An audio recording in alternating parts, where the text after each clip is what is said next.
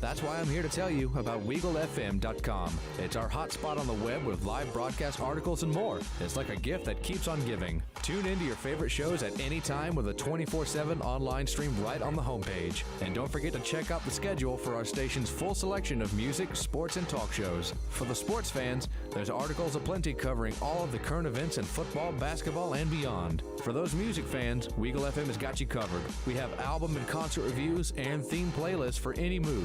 We even have live musical performances with WEGL sessions. There's more than enough content here to keep you procrastinated when you really should be studying for that test. That's right, we know you've been slacking off. Get back to it, lazy. So, no matter what sound you're looking for, we've got it only on WeGLFM.com. That's WEGLFM.com and WEGL 91.1 FM, Auburn. Attention men under the age of 35. You know what really impresses the ladies? When a guy has a few drinks and later gets pulled over for buzzed driving. That could cost you around $10,000 in fines, legal fees, and increased insurance rates. There goes let's grab dinner and a movie. Oh, I know. You drive more carefully when you're buzzed. You've proven that hundreds of times. A woman admires that kind of confidence. And you've practiced how to speak if a cop does pull you over. Slowly, clearly, and politely like, "Good evening, officer." A woman admires that kind of foresight. And what woman doesn't find it adorable that you call it buzzed even though the law calls it drunk? You could kiss $10,000 goodbye, along with any chance of having a girlfriend. Because nothing says, "I'm a catch," more than a guy who lives in his parents' basement and calls it my place. Buzzed, busted, and broke. Because buzz driving is drunk driving. A message from the National Highway Traffic Safety Administration and the Ad Council.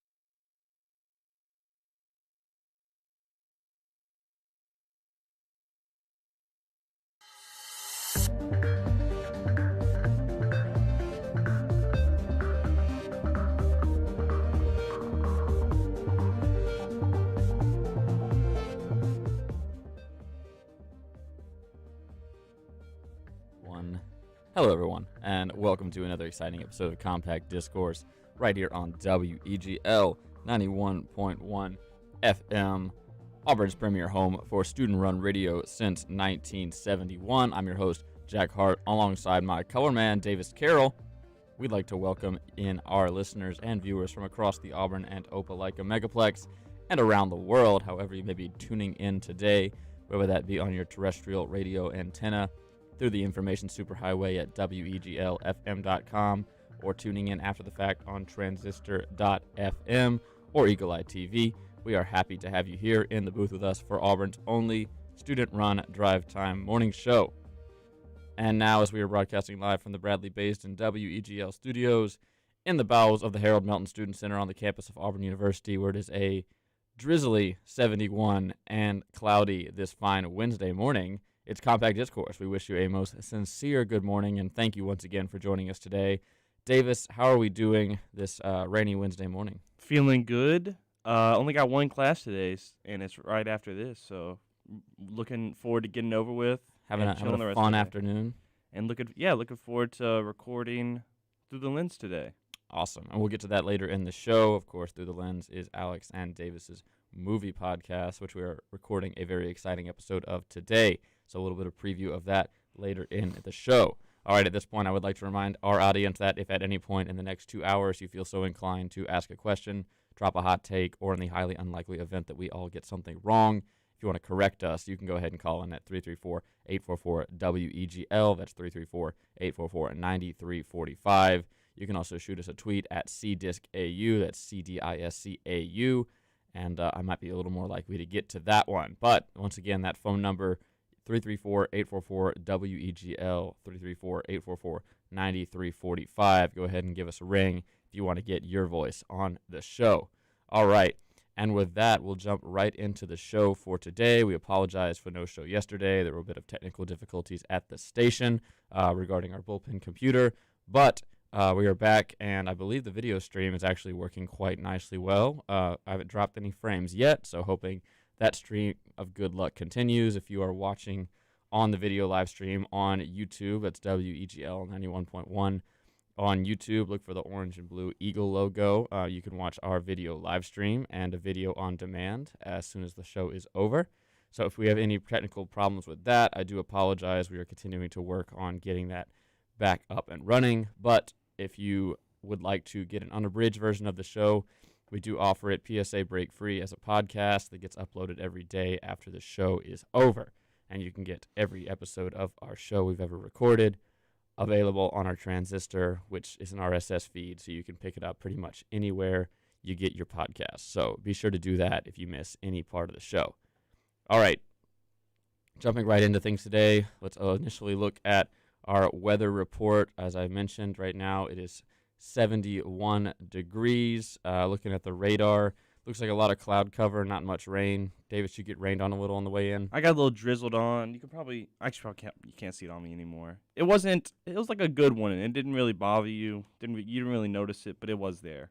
But I expect it to kind of come down a little bit more later, so I brought an umbrella. Good to hear. Okay, and so yeah, 72 degrees. It looks like it's going to stay the same for about the remainder of the morning, but we will continue to keep you updated on that one. Of course, the tropical storm is making its way across the southern coast of the Gulf of Mexico. It looks like the main portion of that storm and rain is around the Hattiesburg area in Mississippi, so expect more rain as the day goes on as that tropical storm continues to push its way from west to east across the Gulf South. So looks anywhere on the Florida Panhandle, southern Alabama, southern Mississippi is going to get a little soggy this afternoon. All right, well, let's jump right into the show. We do have a few quick announcements regarding university. So a couple exciting announcements to make. Of course, a new scholarship initiative at Auburn has been opened up to address accessibility, rather. It's called Ever Auburn. Auburn has announced a new scholarship and financial aid initiative known as Ever Auburn that will make the Auburn experience accessible to deserving students who have the intellect, the drive, and the desire, but not necessarily the means to attend Auburn University. Bill Hargrave was quoted as saying, "Today we face a challenge that speaks directly to our core values of education, family, and concern for others. The essence of this initiative is access. We must provide a way for more talented, high-quality students to come to Auburn. We must help them because it's who we are, it's in our DNA, and who we've always been as a land-grant institution." So that was Bill Hargrave, Provost and Senior Vice President for Academic Affairs, announcing this new Ever Auburn Scholarship Initiative. So exciting news coming from On the Plains. There's also going to be this September 17th, the Boschel Research Day is going to be hosted this week. Auburn's 13th annual Boschel Research Day, scheduled for September 17th at the Marriott Resort in Grand National in Opelika, will bring together experts from all around the U.S. to discuss current topics relating to the diabetes and the role of obesity in its development. This year's program will feature addresses from world-renowned speakers, including Dr. James D. Graneman, Professor of Molecular Medicine, Genetics, and Internal Medicine, and Director of the Center of Integrative, Metabolic, and Endocrine Research, Wayne State University School of Medicine, Dr. Clayton E. Matthews, Sebastian Family Professor for Diabetes Research, University of Florida, and Gellen Gustafsson, businessperson, social entrepreneur, sustainable food system activist, and author and co-founder of Feed Projects and the 30 Project. So, of course, this is a university event. Masks will be required indoors, as for all university buildings at the present state of affairs. But once again, that is the 13th annual Boschel Research Day, set for September 17th, and it's going to be focused on diabetes and obesity. We also have the Auburn University College of Engineering Fair is today in the Brown Copel Engineering Student Achievement Center, across from the Shelby Center, across from Chick-fil-A and West Mag. That's going to be from 2 p.m. to 6 p.m. You can stop by to learn about available opportunities, and that is, of course, the Auburn University College of Engineering Career Fair. So if you are in the College of Engineering and are looking for a prospective place of employment, the Brown Copel Engineering Student Achievement Center is your place to be this afternoon from 2 to 6. Masks, of course, required, as this is a university event indoors. And that is going to just about do it for our campus announcements. We'll do some student life announcements later on in the show, but that is it from the university. What are they going to do from stopping me from going to the career fair and just learning? That is a perfectly viable and good option. Gaining knowledge about other careers so I can take them down. Yeah, I've been to a business career fair before, and the part-time job fair as well. So, I mean, there's nothing stopping you from going as a non-engineering student to the engineering job fair. I mean, Disney's probably going to be there. So if you're into Disney and you want to bend someone's ear over at the Mouse, you can do so. Once again, that's the Brown Copel from 2 to 6. My former employer is going to be there, so I might drop by, and they requested my presence there. So we'll see how that transpires this afternoon. Davis, come learn about the field. I see what it's like to be an engineer. All I know is they go to work and come back. That's right. It's how the other half lives. All right, we're going to take a quick break, and when we come back, there's a lot to discuss in the world. Davis has a few things he wants to bring up, and I'm here to field his questions. So we're going to take a quick break, and when we come back, we're going to be discussing all things from around the world here on Compact Discourse, as we are wont to do. I'm Jack Hart, joined alongside Davis Carroll. Don't go anywhere. We'll be back in about 2 minutes after these messages.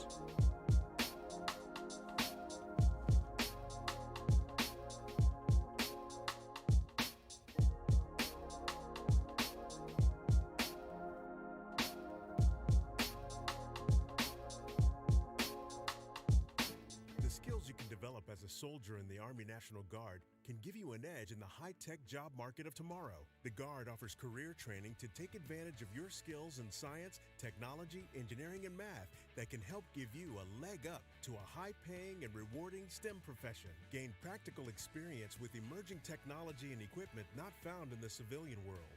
The Army National Guard can get you started in an array of STEM-related career fields such as information technology, communication systems, Special Forces engineers, technical engineering, air traffic control, and chemical, biological, radiological, and nuclear science. Get a head start on your career in an exciting new field while earning money to pay for college, all while serving in your own community. Log on to nationalguard.com or talk to a recruiter in your area to learn about all of the STEM career opportunities available to you in the Army National Guard. Sponsored by the Alabama Army National Guard. Aired by the Alabama Broadcasters Association and this station. Want to help pull the plug on cyber terrorists? Or get the skills to work with satellites and other space technology? How about learning the avionics inside stealth fighters? And do you want to reach your goals fast? You can do it and take your life to the next level in the Air National Guard. Because you serve part-time, you do it in a way that works for you. You can achieve your career and educational goals with plenty of time for family and friends. The Air Guard offers nearly 200 career specialties, so you'll get the high-tech skills you need to kick your career into high gear. You can also be eligible for college tuition assistance. The best part is, in the Air Guard, you'll be making a real difference by serving your community and country. So get your future off the ground in the Air National Guard. Call the Alabama Air National Guard at 1-800-TOGO-ANG or visit goang.com/AL.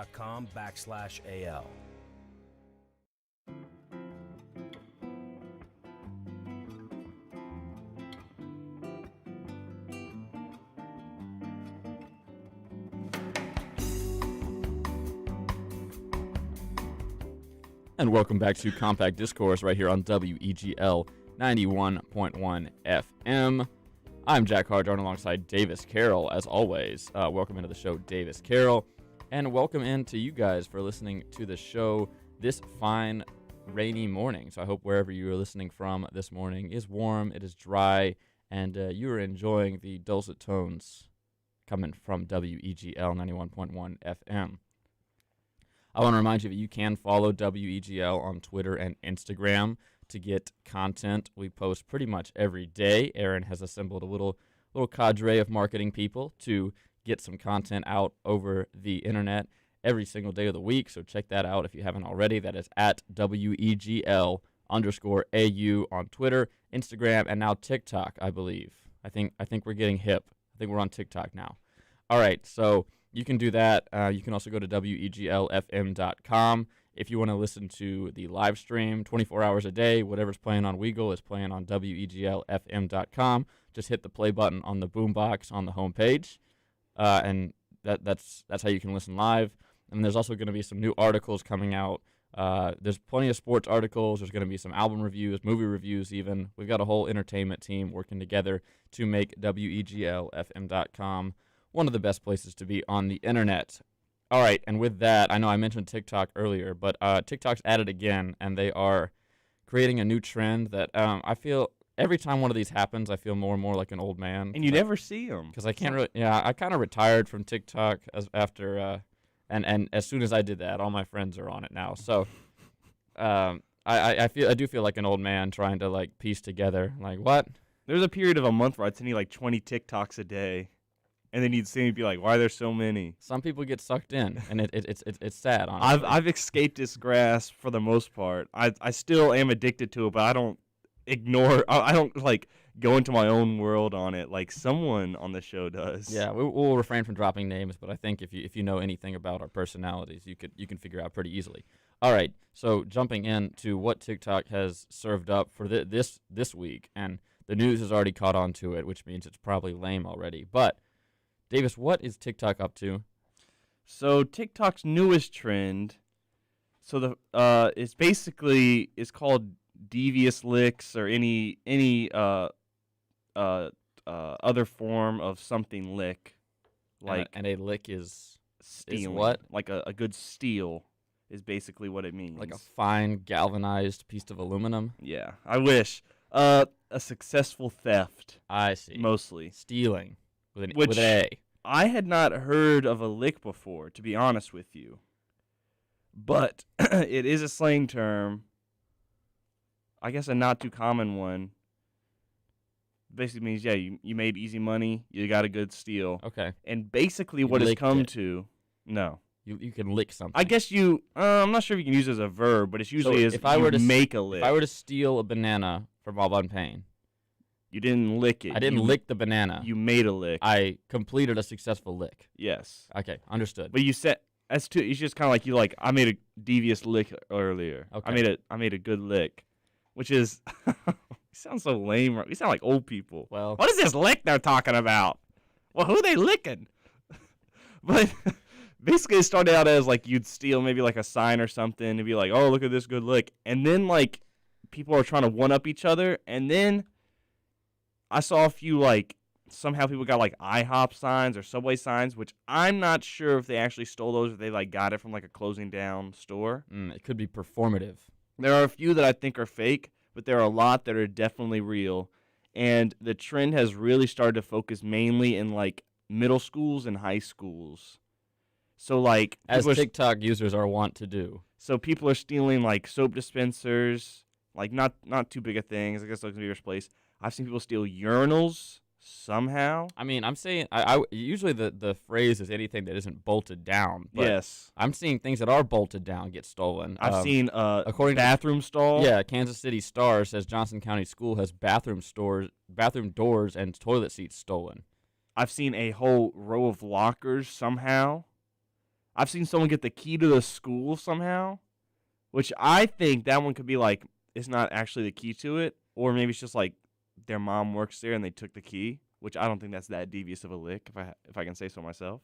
Yeah, I mean, if you have the key. Yeah, if you have a way to get it without actually stealing it, that's not a devious lick. But I just want to say real quick, a disclaimer, don't do this because it's illegal. And what are you going to do with a soap dispenser? Yeah, what are you going to do with a row of lockers? I saw someone get a church pew, but I think that they already had that one. Those are pretty. You can get those in much other ways. I've sat in many a church pew at a non-church venue. There was a thrift store in Auburn, the big one that moved to the smaller venue. They had like a whole row of church pews you could just buy. I don't know where they are now. Now you tell me. I don't know where they are now, but they at one point there was a ton of them. All right, I have a pretty insane quote here from this article. We have only 2 weeks into school and already got this absolute devious lick. TikTok user at Jaden Flick wrote in an on-screen caption in a since-deleted video showing them pulling what appears to be a Georgia Pacific hands-free paper towel dispenser from their backpack and setting it on a couch. Lots to dissect in that one. Yeah, okay, so when it started out, people was opening their backpacks and, like, taking something out. I saw someone steal all the signs from doors at their, like, college, and there was a follow-up where the cops came in and took them all back, which was pretty funny. Like, it was just stuff, like, not too big of stuff, like... Stuff that won't be missed. Yeah, like a sign, maybe, like, a pencil sharpener. Then it started, like, really ramping up, like, stuff that I don't know how they got. someone stole a school bus, which I saw that one.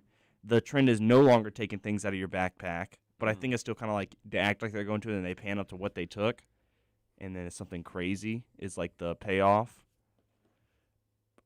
I really don't know how you're taking some of these things. And apparently from what I've heard in like the comment sections or other videos, schools are like a war zone now. Like So it's like a demilitarized zone with all the stuff missing. who and can get their hands on? stuff hanging from the ceiling, people trying to steal exit signs from the walls. I mean, the society does base itself on a pretty general understanding that we just don't steal things. I mean, yeah, it's any society, I feel like. Once it's like society's predicated on that, and Sign once a social contract. once you the fundamental rights of man, of course, life, liberty, and property, and then the third one under attack here as the school. I mean, you think about it at school. I mean, you outnumber the employees 8-1, 9, 10-1. Depending on how big the school is. And I mean, there's just a lot of social pressure that's there to prevent something like this from happening. And it seems that all it took was one domino for this entire web of social obligation to all come it tumbling takes down. is the possibility of going viral for people to start becoming kleptomaniacs. That's right. Yeah. Sometimes it doesn't even take that. Sometimes it's just the thrill. I would like to go to like a high school where this is happening and just really sit back and watch it. Maybe document it. This smacks of old man Jack thinking about what the vaping crisis was like back in high school. Did you live through that? Yes, people would go to the bathrooms and like there was a lot of tricks. I never actually did it. I didn't think it was worth it Smart. to like get caught vaping, and I'm not really into that anyways. But like people had so many tricks to get around it, and some of them were so obvious. I think the teacher just didn't care. Pretend We were at a private school, so like you could get in actual like really big trouble for it. pretend you're smoking a cigarette so they don't catch you vaping. Like, one of the things they do is they put in there. Wait, I shouldn't probably tell you the tricks. All right. Well, of course, here at Compact Discourse, we want to encourage you not to steal anything. That's not what this is about. I'm just reporting what's hip. Do not do this. I like But Good Morning America. if you did, I mean, you can't take it back now. Go ahead and call in at 334-844-9345 and tell us about it. Tell us what you stole. But of course, don't do this. Although it is crazy. What do you see the logical conclusion of this being? How does this end? Does someone have to die? No, I don't think. I think someone might get arrested, and people are like, "Okay, let's cool it," or the trend just dies. Because trends eventually die anyways. I've stopped liking the tweet or the TikToks. They're not really that funny anymore. It's just like, oh, look at this thing I stole. I'm like, okay. At first, I was like, whoa, how'd you get that? How'd you get that crazy thing that's usually hard to get to? But now it's just like, I ripped a urinal out of the wall, like my video. I'm not sure how The degradation of culture continues. how long this trend can live. But even they're exhausting a very finite resource. But the thing is, will middle schoolers and high schoolers or whatever just keep doing it after the trend dies? I could see that. But if your main thesis is that they're only doing it for clout, for hits on TikTok, If they can get clout in the school, like just from your classmates, like, oh, look what I stole. They're like, yo, look at that cool thing you stole. that's going to get back to administration very quickly. That's true. If you're only doing it because the thing about the internet is that the principle's not on TikTok yet. You know, that's how things start. There's too much content for the administration to possibly be on top of it. You see what I'm saying? Yes. When do you think it's going to end? I think it's going to get lame. Like, there's going to be like... What's Good Morning America is like, look at this devious lick we hit. Everyone go devious lick your calculator out of your pouch to do word problems, you know? That Like, would make it pretty lame. that lame. I'm out. Boo. Boo. Once Target makes an ad about it for back to school shopping. Don't devious lick us. Come get your school supplies. Hey, see, that's we talked about social pressure earlier, but that's exactly how things die, is they become lame. But the thing is, they end up coming back eventually. I feel, because I have a brother in middle school now. Mm-hmm. I haven't been around him recently to know how the devious lick is going at his school. But like, there's been trends from when Vine was around. Like, we obviously were into that. Like, we were around whenever I was making the quotes in middle school, and then it kind of died for a while. And now middle schoolers just making the same, like watching the same videos we did, making the same quotes. I know it's not exactly equatable, but like, there's an element of nostalgia. There's an element of once the room dies down, if you're the first person to shout again, you're right there in it. You're the one to bring back a trend. are there going to be waves of devious licks forever now? I mean, we'll have to get our team. We'll have COVID season and devious lick season. And, I mean, milk crate season. Is that coming back? I think that's already dead.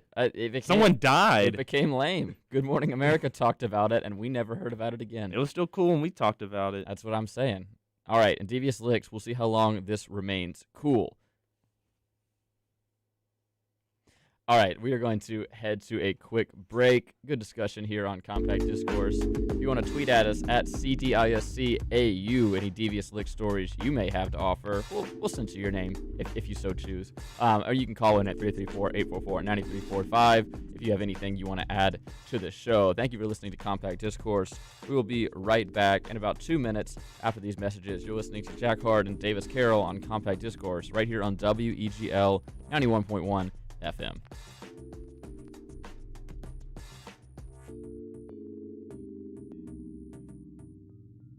Unexpected reactions to smart financial decisions brought to you by feedthepig.org.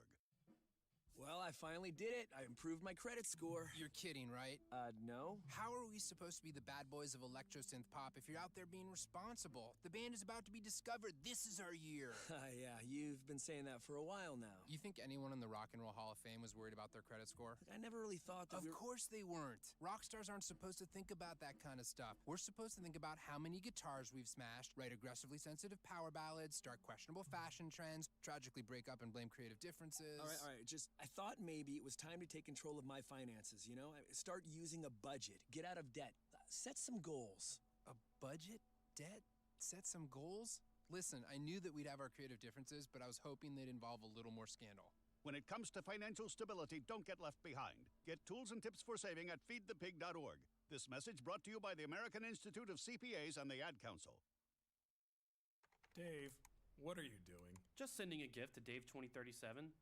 Who? Me in the future. I save a little money from every paycheck as a gift to Dave 2037, so he can spend it on things like anti-gravity boots or a hologram Doberman, something cool like that. I think Dave 2037 deserves it. He worked hard. What are you getting Steve 2037? I guess I was thinking Steve 2037 would just fend for himself. Well, all right, but don't expect to be borrowing my anti-gravity boots. You want to have money in your future? You got to start saving now. Putting some money from every paycheck into a savings account or contributing to your 401k can make a big difference later. Put away a few bucks, feel like $1 million. For free ideas and easy ways to save, go to feedthepig.org. That's feedthepig.org. Hey, let's just hope Steve 2037 doesn't get his hands on a cold time machine, because he is going to come back here and knock some sense into you. This message brought to you by the American Institute of Certified Public Accountants and the Ad Council.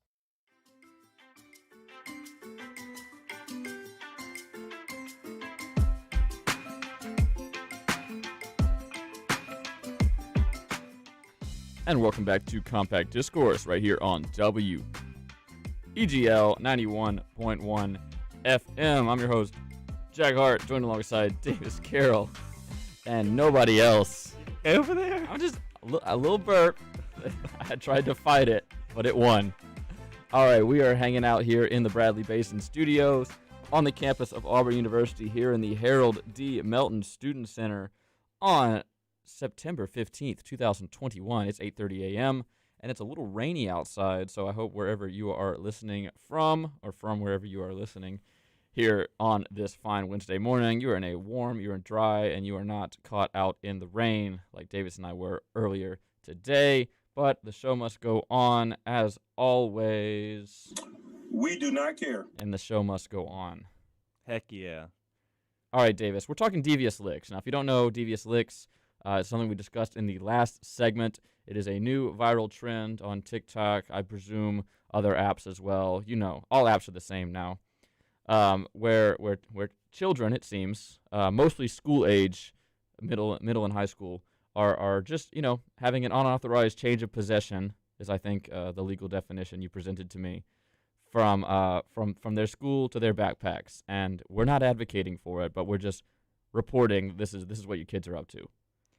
If you have any stories of you making a devious lick, or you know somebody did, I mean, long past the statute of limitations, mind you. Alabama's is 6 years. It's not legal advice. Nobody here is qualified to give you legal advice, so don't take it as such. But one simple Google search shows that Alabama's statute of limitations for theft is within legal action has to be taken within 6 years of the conversion. That meaning conversion of possession to you. So, does that mean stealing? Yes. Okay. If you stole it, legal action has to be taken within 6 years of your theft. Do you know any devious lick stories, Jack? I'm having a hard time thinking of any at present. Obviously, this wasn't really a thing back. I mean, I've seen it more so in college.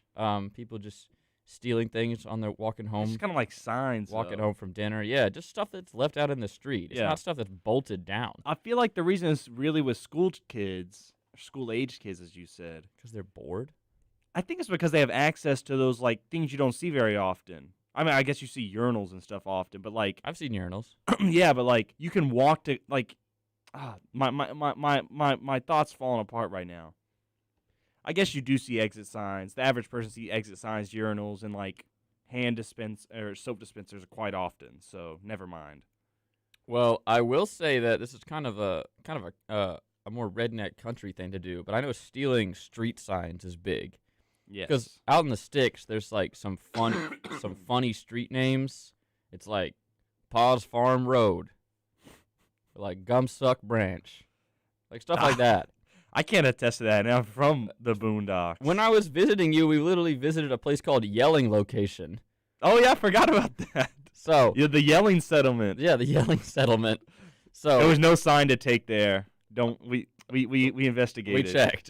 So yeah, I mean that's the only context for devious licks I have is the idea of, you know, rolling up in the middle of the night with your drill and unscrewing a funny sign to put up in your bedroom, you know.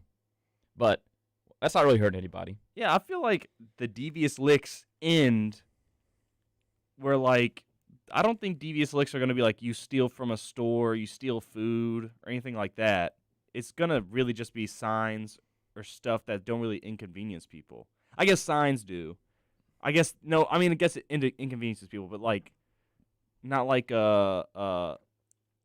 immediate threat to life and limb. Yeah, an immediate loss of revenue. Like if you steal from a store, yeah, then the owner of the store is going to lose revenue there. But if you steal a soap dispenser or a wet floor sign, it's harder to track.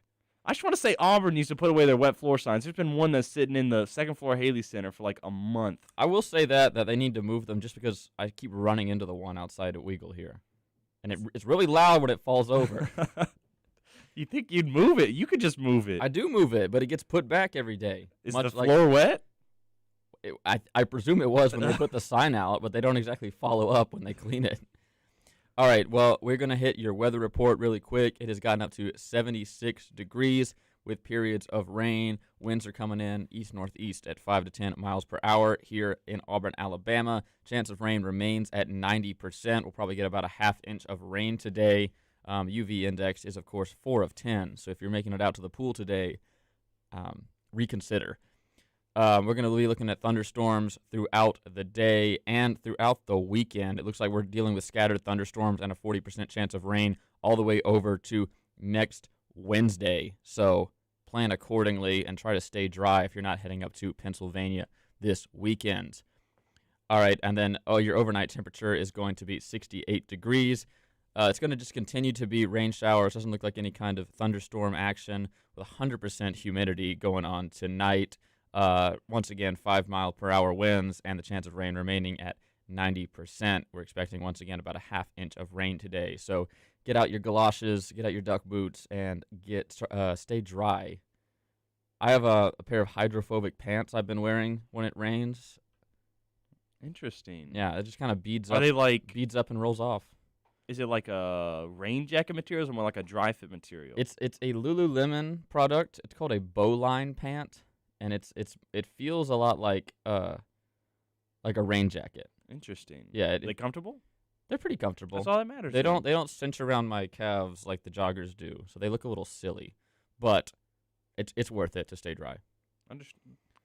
Good take. All right, so we are going to talk about a little news, a little bit of sad news. We have to report is that Norm Macdonald, comedian and influential SNL guest, has passed away at 61. So we were all saddened to hear yesterday that Norm Macdonald had passed away. And I know that's somebody we talk about a lot. When in Davis and I's conversation, Norm Macdonald seems to come up a whole lot. And even before we heard of the news of him passing away at 61. We were talking about him the other day for some reason. We like a week ago. We were. We were talking about him. I can't remember why. I think you do, but I don't. Yeah, a lot of his material is a little too off color to repeat on radio, but that's okay. There's a time and place for that material. Do you have any fond memories of Mr. Macdonald? I didn't. Obviously, neither of us watched Norm Macdonald when he was on SNL. That was in like the early '90s, mid '90s probably. But I remember I found him like maybe 3 years ago, just like scrolling YouTube. I found all his videos, like all the compilations of how funny he is, and his humor is definitely unique. He has like really, like you said, off color and a lot of anti-humor jokes, kind of like weird delivery, and he'll say it like 4 times for the crowd to get it, and then they'll finally get it. He was a funny guy. He was one of a kind. I remember dear friend of the show and a personal friend, Carter Bird, very much enjoyed the comedy of Norm Macdonald. He's funny. I can remember many times sitting in the bullpen next door watching Norm Macdonald highlights on the TV. So we're all saddened to hear of that. Of course, Norm Macdonald, whose laconic delivery of sharp and incisive observations made him one of Saturday Night Live's most influential and beloved cast members. He died yesterday after a 9-year private battle with cancer at the age of 61. There's a few quotes we can say. I mean, I'm most fond of his performance as Burt Reynolds on Celebrity Jeopardy. Turd Ferguson. That's a good one. He played a lot of great characters for SNL. He was always good on Celebrity Jeopardy bits. He played Bob Dole, apparently, and Lou Gehrig, which I haven't seen that one. He also played, do you remember when he played Colonel Sanders for like a week and then they replaced him? With whom? I mean, like on the commercials, like the KFC commercials. Oh, yeah, during the rotating Colonel era. Yes. With Jim Gaffigan and Reba. That was no, before that, like when they were first brought back the Colonel, like in the commercials as a live action. Norm Macdonald was the Colonel for like a little bit, and then they replaced him with the new guy that's still doing all the stuff. Interesting. I'm looking into it. But one of Norm Macdonald's best questions, I'll pose it to you real quick. He said, ID's a strange abbreviation. The I stands for I, and the D stands for identification. Is that stand correct? Well, hold on. Yeah, identification.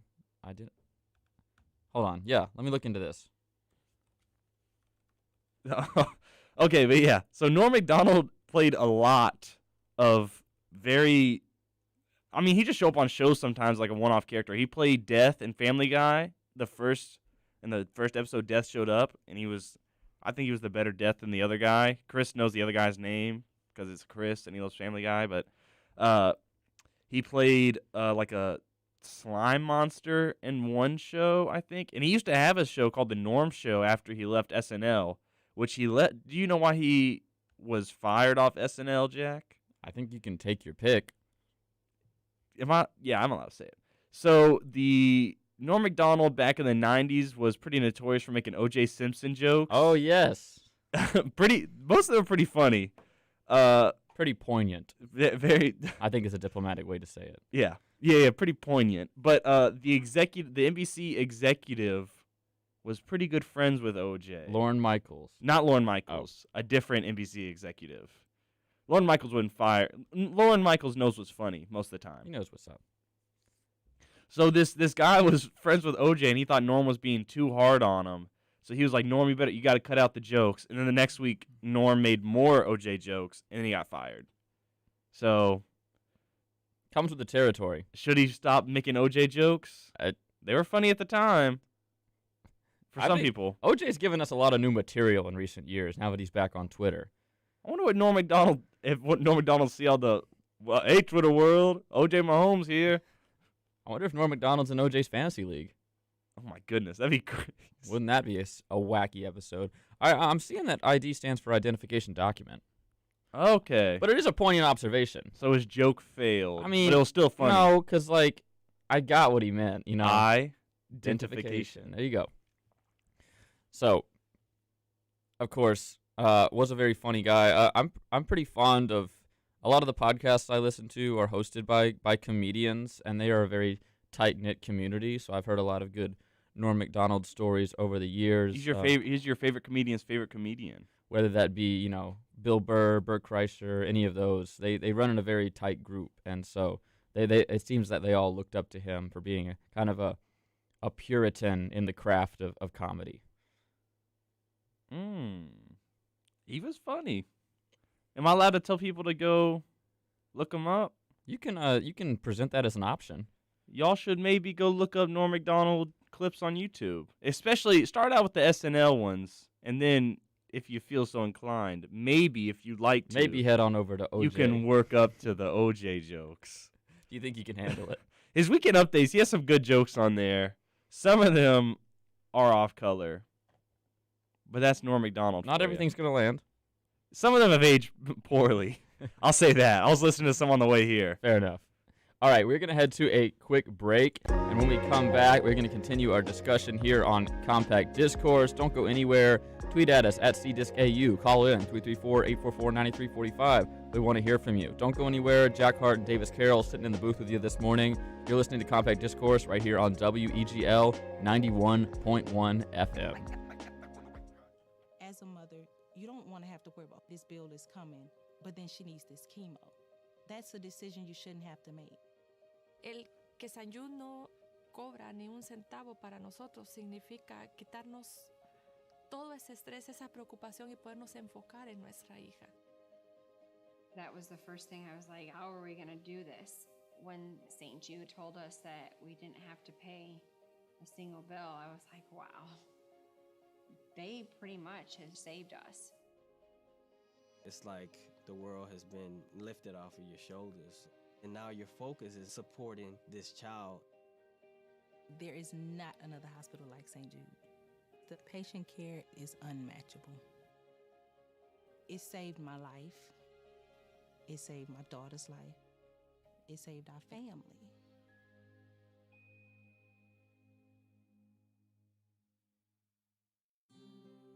Hey, Dr. Phil here. I help people solve difficult and trying personal problems every day on my TV show, but there's one problem that's just got me stumped: childhood hunger. Nearly 16 million children in America struggle with it.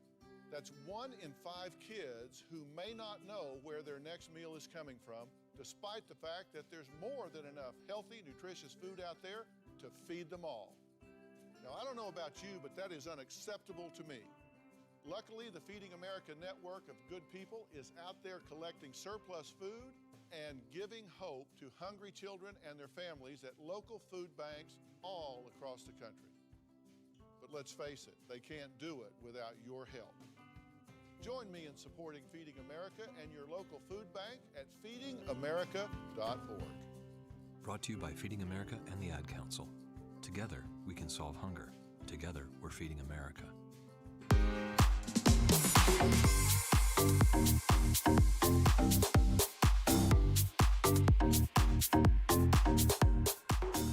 Welcome back to Compact Discourse right here on WEGL 91.1 FM. You're joined by Jack Hart and Davis Carroll right here in the Bradley Basin WEGL studios here in the Harold Melton Student Center on a rainy Wednesday morning. Thank you for choosing to tune in to Auburn's only student-run radio station since 1971. That's over 50 years now. Thank you once again for choosing to listen to WEGL. Go to WEGLFM.com if you want to check out a 24-hour live stream of the station, as well as fabulous content from our dedicated team of writers that gets updated pretty much every day. If you want to get some sports, entertainment, news, content, that's WEGLFM.com. And also, if you haven't been in a while, it looks a lot cooler. Aaron has put in some work, and simply gorgeous website at WEGLFM.com. Check it out if you haven't already. And go ahead and follow the station at WEGL_AU. That's WEGL_AU on Facebook. Not Facebook. We do have a Facebook, WEGL on Facebook, but the at you're looking for is WEGL_AU, and you can go to that at on Instagram, Twitter, and TikTok. All three of those social media platforms have the exact same at, and it is WEGL_AU. All right. Auburn Stages is continuing this week. I've heard from Mr. Baisden, Dylan, that it will probably be pushed inside due to rain, but that is okay. We do have a contingency plan for that one. Be sure to follow WEGL_AU on Instagram for updates on that one. But we do have Bloom coming up on the 23rd, as well as Matt Bryant coming up tomorrow. So Matt Bryant is going to probably be in Dudley tomorrow with that's the Rain venue. So check out Matt Bryant. I've heard he's an ambient looping artist. So if you've never heard of that before, go check it out. And if that's your thing, then we got the perfect guy for you. That's Matt Bryant coming up tomorrow on Auburn Stages. That is what you can look forward to from WEGL. That's an event we put on with Tiger Dining and Auburn Stages. And then looking around at what else is going on, we have Cruella. UPC is showing Cruella September 16th. That's tomorrow on the Upper Quad, which I believe that'll probably get moved into the Student Center ballroom due to rain. But that's going to start at 7:30. Doors open at 7. So that's Cruella on September 16th, which is tomorrow evening. If you're interested in seeing that one, I know UPC usually has free drinks and snacks at their movie nights. So be sure to follow at Auburn UPC on Instagram if you want updates on that one and where the venue will be if the rain persists. All right, Davis, we watched a little movie last night, and in preparation for your movie podcast. But I watched it just for the joy of enjoying film, and that movie was the conclusion of the Sam Raimi Spider-Man trilogy, also known as Spider-Man 3. Yes. Is everything I said there correct? It wasn't. Fun fact, it wasn't supposed to be the conclusion, but the bad reception of it ended up making it the conclusion, and Sony was like, well, we'll just reboot it, and then they made Amazing Spider-Man. So I know you know a lot about the context in which films are made, which I think you can glean a lot about movies from the circumstances surrounding their development and personnel changes. And you mentioned to me a lot of friction between Raimi and the development of the movie, the producers, or Sony, I guess, the executives. So my question is, I had always assumed that this was planned to be a trilogy. Was the idea for Raimi to just keep making Spider-Man movies forever? I think it was only going to be 4 was the plan. He kind of had a plan. He planned it out. He set up everything from the first movie. You see Dr. Connors in the first movie, and he was going to end up being the villain in the 4th. He was going to be the Lizard. He's the guy with the one arm, and that's kind of the Dr. Connors' whole character of becoming the Lizard because he wants to grow it back. Interesting. Fun fact. Do you know about lizards and their detachable appendages? I do now. I learned about it a week or two ago. But very interesting. I knew they could grow them back, but I didn't know they could attach them at will. So this third movie, I think it's safe to say is the weakest of the 3. Yeah, I will also agree it's the weakest of the 3. But it's not near as bad as everybody acts like it is on the internet. I don't think, at least. What'd you think of it? Was this your first time watching it? It was my first time watching it. I was only tangentially aware of its existence. Even I'm not very up on the superhero lore, as you may know if you know anything about me. But I was mightily entertained by this movie. It was very silly, and I can get behind a silly movie. It was the silliest of the 3. All 3 of the movies are very silly. I think this one turns it up a notch. This one was very silly. So I enjoy that about movies. You're dealing with a man that's a spider, so there's not a great deal of seriousness that needs to be taken with this one. We're not watching Schindler's List, you know. You made a reference to that last night during a black and white scene of it. Yes, Schindler's List is a movie I joke about a lot because I'm colorblind, and that movie's in black and white. There's the one scene of color. Yeah, the girl's wearing a green jacket. It's very interesting. What do you think that she meant by that? All right, so I did enjoy the movie, and then are you guys talking about the entire Sam Raimi trilogy on Through the Lens? All 3. We're probably really focused on the 3rd because there's probably the most to say about that one, most contention there.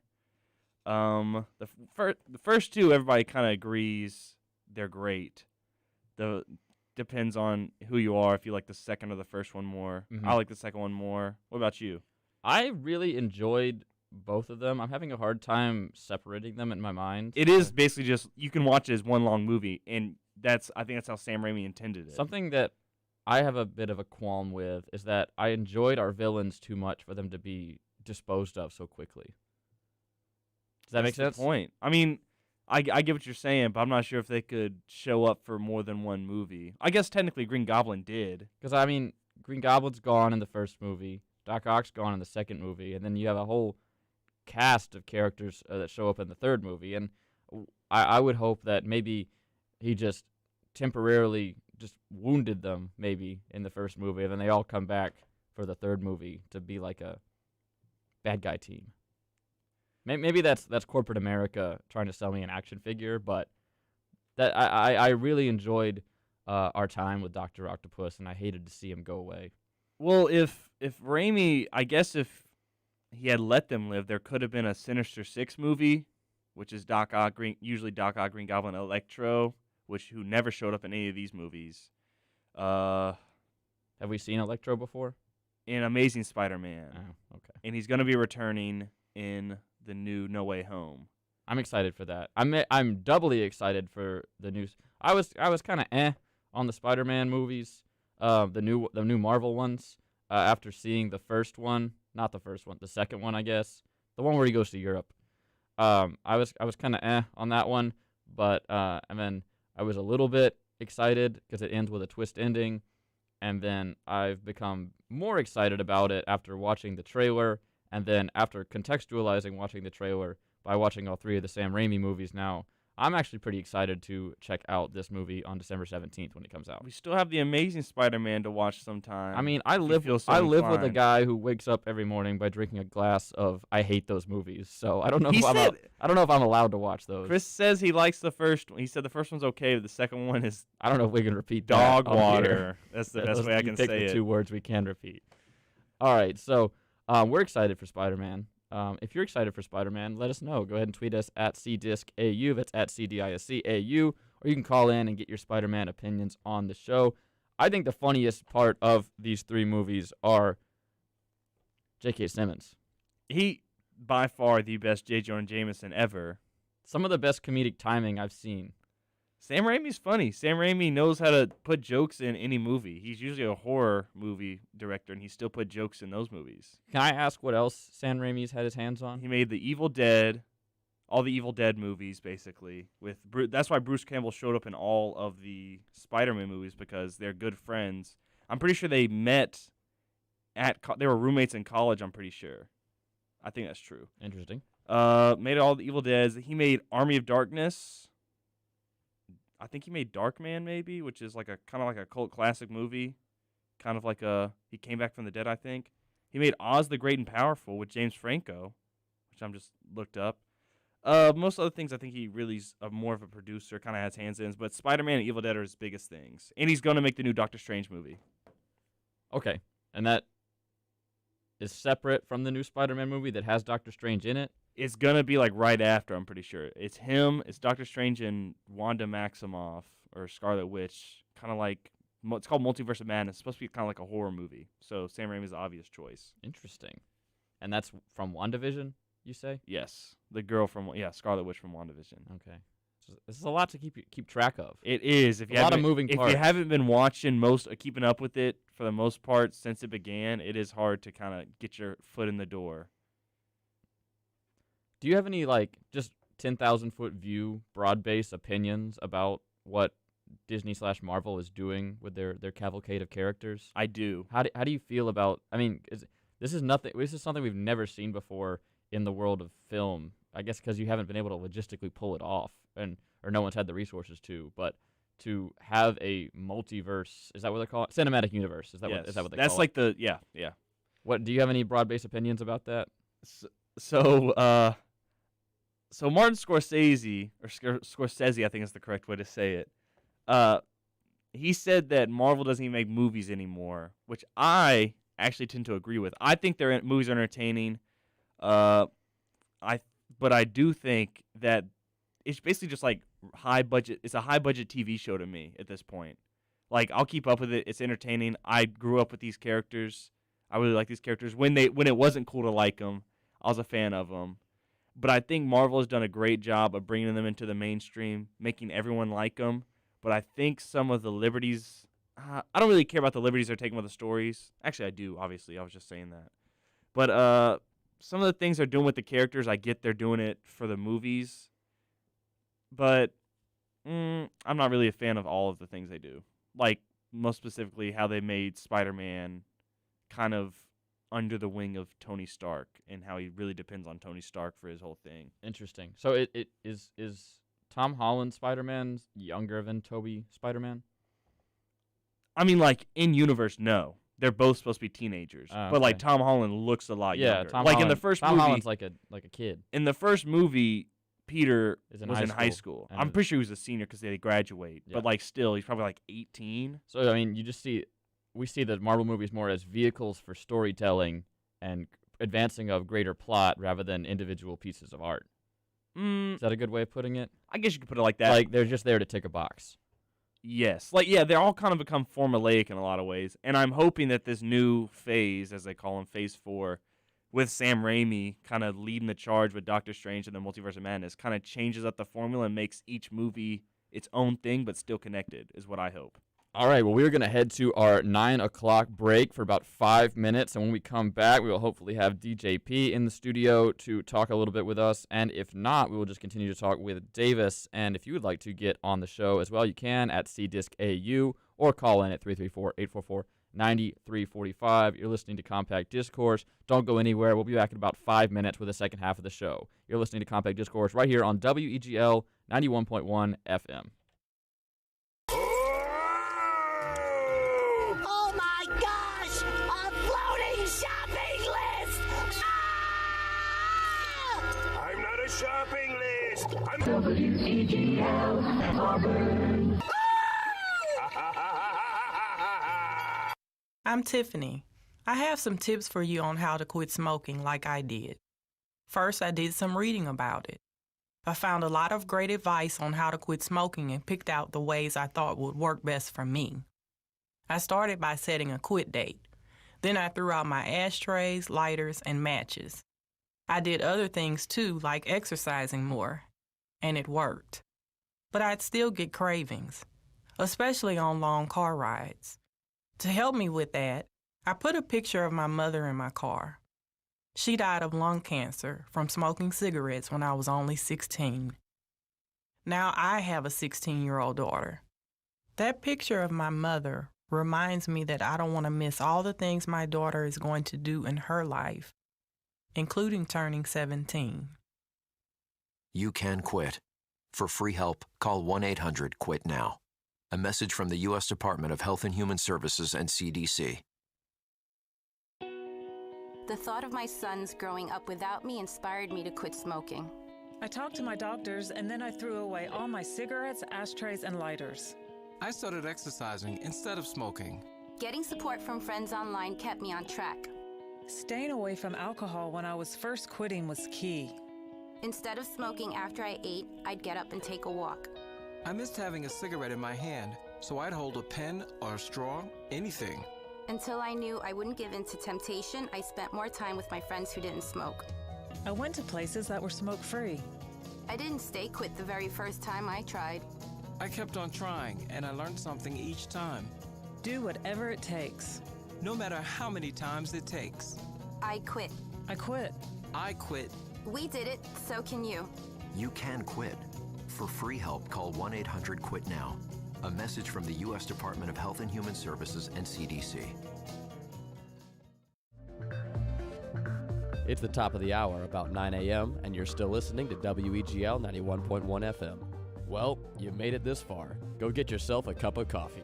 You've earned it. I really need a cup of joe, and if I don't get one, I think I might blow a gasket, and it's not a pretty sight. We'll be right back in a few minutes with the second half of the show. Thank you so much for listening to Compact Discourse.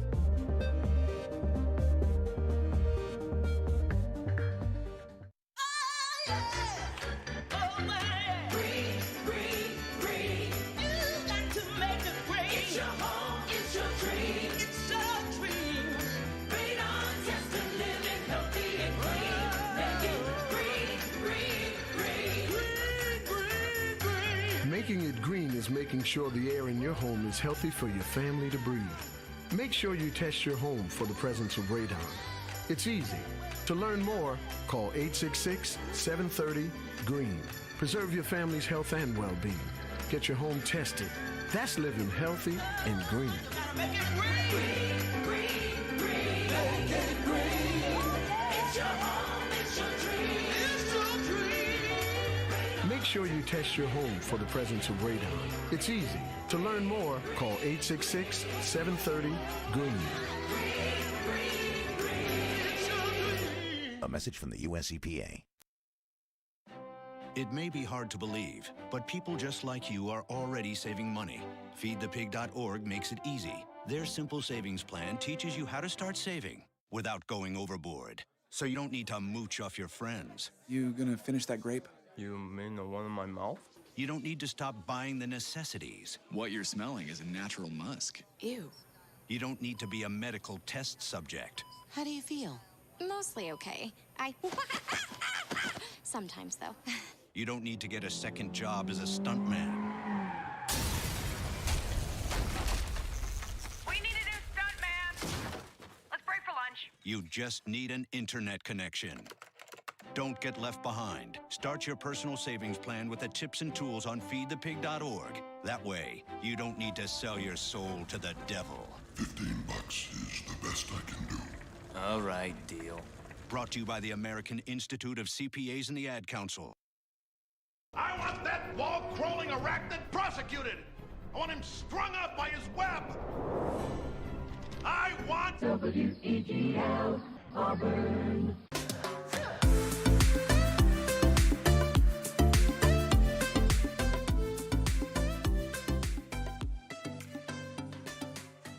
And welcome back to Compact Discourse right here on WEGL 91.1 FM. Hope you enjoyed that little 5-minute break between hours of the show. I'm, of course, your host, Jack Hart, joined alongside Davis Carroll. However you are joining us today, we want to thank you for doing so, whether you're listening on WEGL 91.1 FM in your car or in your on your stereo, watching on WEGLFM.com. Click that boombox with the play button to get a 24-hour live stream of whatever is airing on WEGL. You might also be listening to our podcast wherever you get your podcast. Just search for Compact Discourse. I think if you even Google that, our Spotify page comes up now. So check that out if you haven't already. Those episodes get released every day after the show, completely PSA break free. So I'm going to go edit out the PSAs and upload that as soon as we get done here today. You also may be watching our video live stream on the WEGL YouTube page. I think it's working now. We haven't dropped a frame for this entire show. So hopefully you are able to watch, see our beautiful faces, and whatever we bring into the studio. I know Grayson's been caught on camera a few times in his office. We're also welcoming DJP into the booth. He is here to talk with us a little bit of music, as he is wont to do on a WEGL Wednesday. So we're also previewing our exciting week of shows coming up, as well as previewing the Woodstock Hour. I mean, he's probably going to sit in the booth and DJ a little bit, as he enjoys doing for a few hours after the show ends today. So keep that dial right here on WEGL 91.1 FM if you want to do that. So JP getting settled into the studio right now. Of course, I'm Jack Hard, joined alongside Davis Carroll. We talked a little bit about Spider-Man right before the break, so of course we had to play the J. Jonah Jameson Station ID, one of our favorites here on the show, and we are excited to continue that. So I might get JP's take on how he feels about the Marvel Cinematic Universe, if he's checked out on that or locked in like some of us are. And we also got a big road trip coming up this weekend, so I'm going to get everybody's opinion on how we feel about road trips and the role they play in our daily lives. So I'm going to pass it over to Davis. Davis, what were you thinking about during the break? You have anything to share? We also want, if you want to get your opinion on the show, you can call in at 334-844-9345 or tweet at me at CDiscAU, and we'll get your opinion on the show. JP, Davis, welcome back in for the second hour of the show. How are we feeling? Feeling good. I saw a thing over the break that a company got $15 million to bring back a woolly mammoth, but they've been saying that for years. So I think they're just all hat and no cowboy? What is all hat and no cattle? Bruh. All hat and no woolly I mammoth. like that idea. idea. Explain to me why it's cattle and not cowboy. Because a cowboy's job Oh, I is, get it. is I get to it. handle I cattle. get it now. I get it. And he spent a lot of money on his hat, but he didn't spend a lot of money on what a cowboy is really supposed to do. Yeah, and that's it's like handle pulling cattle. up to the basketball court with a new pair of LeBrons, a shooting sleeve, a headband, and having no game. Like that. All Those are basketball headband, terms. no All game. show and no game. There you go. We had a guy like that at Christ the King. I'm not going to say his name, but Do I know him? Did he go to McGill? I think he went to McGill. I'm pretty sure he went there, but Mike's been on for 1 minute, and we're already in towny talk. Towny talk. All right. it didn't take that long. So you out on the woolly mammoth? No go? No, I mean, have you heard of me like talking about like playing God? Like not me playing God, but like the idea of other people doing that? No, sir. Oh, well, I mean, it You're kind of like- sounds like they're trying to just Like Jurassic turn Park. back yeah, the same thing. It's Yeah, like, they why? spent so much time wondering if they could do it. They didn't consider if they should do it. Exactly. I don't think that they should do it, but I mean, who am I to stop them? I mean, woolly mammoth's What am probably I the- gonna do? Woolly mammoth's probably like the least. That's a safe choice. Yeah, like, but what if they're like, oh, we can make a woolly mammoth? What if we bring back Yeah, what if this is the a first pterodon mini? or a T-Rex? I doubt they'll really do that. How much DNA do they really have of dinosaurs? They only have the woolly mammoth because they found it frozen that one time. Remember? I think that's right. Yeah. Where they're gonna kill them all off shortly after they get them back because they're just gonna take this stuff from their tusks. What is it? Ivory, all the wool. What such a cynical view of the world, JP. I think that if we Dude, I just brought woke up. if we brought something back from extinction, I feel like they'd be pretty cagey with who they let near it. At first, give it. But I 100 feel like, years. but listen, if they could bring genuinely, if they can bring back something that's been dead for 1 million years, or however, it's not 1 million, a few 100,000 years back to life, then they could bring back other like endangered species, maybe. I hope so. That'd be kind of cool. Panda bear. Like elephants or rhinos that are actually being poached a lot. Good call, Davis. Thank you. Thank you for adding a dichotomy to this negative turn we took. All right, JP, do you enjoy Marvel movies? Absolutely, bro. Okay, I love those movies. That's what we like to hear. What's your favorite? Okay, the first one that pops out of my head right now, I'm thinking Ant-Man. but Ant-Man's that's not good. Like my overall favorite. I love Ant-Man 1 and 2. Those are such great movies. I love Paul Rudd. I love Carlos Pena. Is that his name? No. That's the baseball player. Oh, yeah. Michael Pena. Carlos Pena is the baseball player from Moneyball. They got His name traded. is Carlos in the movie, though, isn't it? I got the van. Michael Pena is the actor's name. Okay, my bad. He's also in the other movie that I knew him from when I was growing up was Shooter with Mark Wahlberg. Do you I'm know not that familiar movie? with that one. It's like the cheesiest movie. Michael Pena is ever. also in End of Watch with Jake Gyllenhaal. I did not know that. He's in a lot of things. He's a good actor. Hmm. And he's in The Martian. He's in the. Oh yeah, he is in the He's Martian. in The Martian. He's in Lincoln Lawyer. Jack, you like Lincoln Lawyer? I've never seen it, but that's would the like What? that. Someone was asking me. right? Someone in the bullpen was asking me about Lincoln Lawyer. Was that you, Jack? Not me. My brother likes that movie. Someone was asking me if Did, I'd did I seen it. dream about it? What the world? I think Probably. we I have a mean, lot you of were conversations snoozing in there last Davis. week. There are a lot of That's true. conversations that get like lost to the void in that room over there. But what I was. What are your thoughts overall on the Marvel? album? I mean, when do we need to go to a break? We were talking about Spider-Man, so Yeah, I really like that the 2 Spider-Mans with Tom Holland. I love the second one, but I've only seen it the one time. I really liked like the CGI and everything. I watched Doctor Strange over the weekend. That's another one of my favorites. are the new Spider-Mans out on D+? Could I? Stars. Sony owns them. Yeah, you Oh. should hit up Alex. He might be able to hook you up there. I have his login. Well, I think. well, all right. Alex is probably gonna tune in. He's gonna call and be like, "Yo, do not give out my." He doesn't stars care. info I on have me." all of his family's logins because when he stayed in my apartment over the summer, he's like, "You can Settle down, You can just David. use them." You know, nothing to prove. Yeah, so I'm gonna one up y'all with how many of Alex's logins. So I Davis, have. are you you're recording today and getting uploaded on Friday for Through Yes, the Lens? I believe that's how we do it. Okay. So Alex and Davis, Alex, the movie man, he knows things that other people don't know or don't care to know about movies. He's going to be sitting down with Davis to discuss the Sam Raimi Spider-Man trilogy today in the studio, and that podcast is going to get uploaded on Friday. So that's something to look forward to What if time you're are a y'all fan of recording? movies. At 12. Okay. So WEGL Wednesday, it's going to be an exciting day. We got Compact Discourse 8 to 10. We got DJP sitting in the booth 10 to 12. We got Through the Lens getting recorded from 12 to 2. And then we got our afternoon lineup of shows, as always.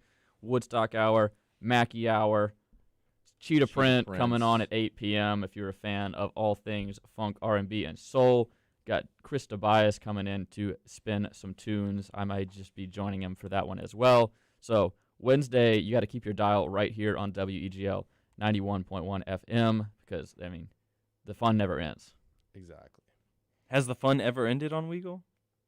Yeah, whenever we went down freshman year. I mean, did we go down yesterday? Take your pick. Yeah, but not for a long time. It Okay, was like that's 10 good. minutes. That'll happen every Just enough to every keep so often. old Compact Discourse off the air. But that's neither here nor there. We are going to head to a quick break, and when we come back, we're going to continue discussing with DJP. We might talk a little music, and we might get to our discussion about road trips.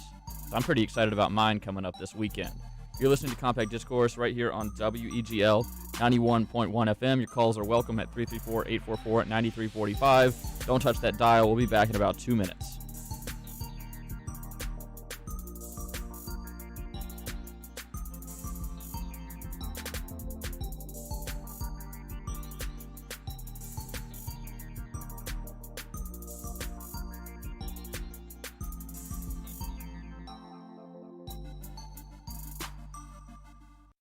Unexpected reactions to smart financial decisions brought to you by feedthepig.org. Well, I finally did it. I improved my credit score. You're kidding, right? No. How are we supposed to be the bad boys of electro-synth pop if you're out there being responsible? The band is about to be discovered. This is our year. Yeah, you've been saying that for a while now. You think anyone in the Rock and Roll Hall of Fame was worried about their credit score? I never really thought that Of course they weren't. Rock stars aren't supposed to think about that kind of stuff. We're supposed to think about how many guitars we've smashed, write aggressively sensitive power ballads, start questionable fashion trends, tragically break up and blame creative differences. All right, I thought maybe it was time to take control of my finances, you know? Start using a budget, get out of debt, set some goals. A budget? Debt? Set some goals? Listen, I knew that we'd have our creative differences, but I was hoping they'd involve a little more scandal. When it comes to financial stability, don't get left behind. Get tools and tips for saving at feedthepig.org. This message brought to you by the American Institute of CPAs and the Ad Council. Dave, what are you doing? Just sending a gift to Dave 2037. Who? Me in the future. I save a little money from every paycheck as a gift to Dave 2037, so he can spend it on things like anti-gravity boots or a hologram Doberman, something cool like that. I think Dave 2037 deserves it. He worked hard. What are you getting Steve 2037? I guess I was thinking Steve 2037 would just fend for himself. Well, all right, but don't expect to be borrowing my anti-gravity boots. You want to have money in your future? You got to start saving now. Putting some money from every paycheck into a savings account or contributing to your 401k can make a big difference later. Put away a few bucks, feel like $1 million. For free ideas and easy ways to save, go to feedthepig.org. That's feedthepig.org. Hey, let's just hope Steve 2037 doesn't get his hands on a cool time machine, because he is going to come back here and knock some sense into you. This message brought to you by the American Institute of Certified Public Accountants and the Ad Council.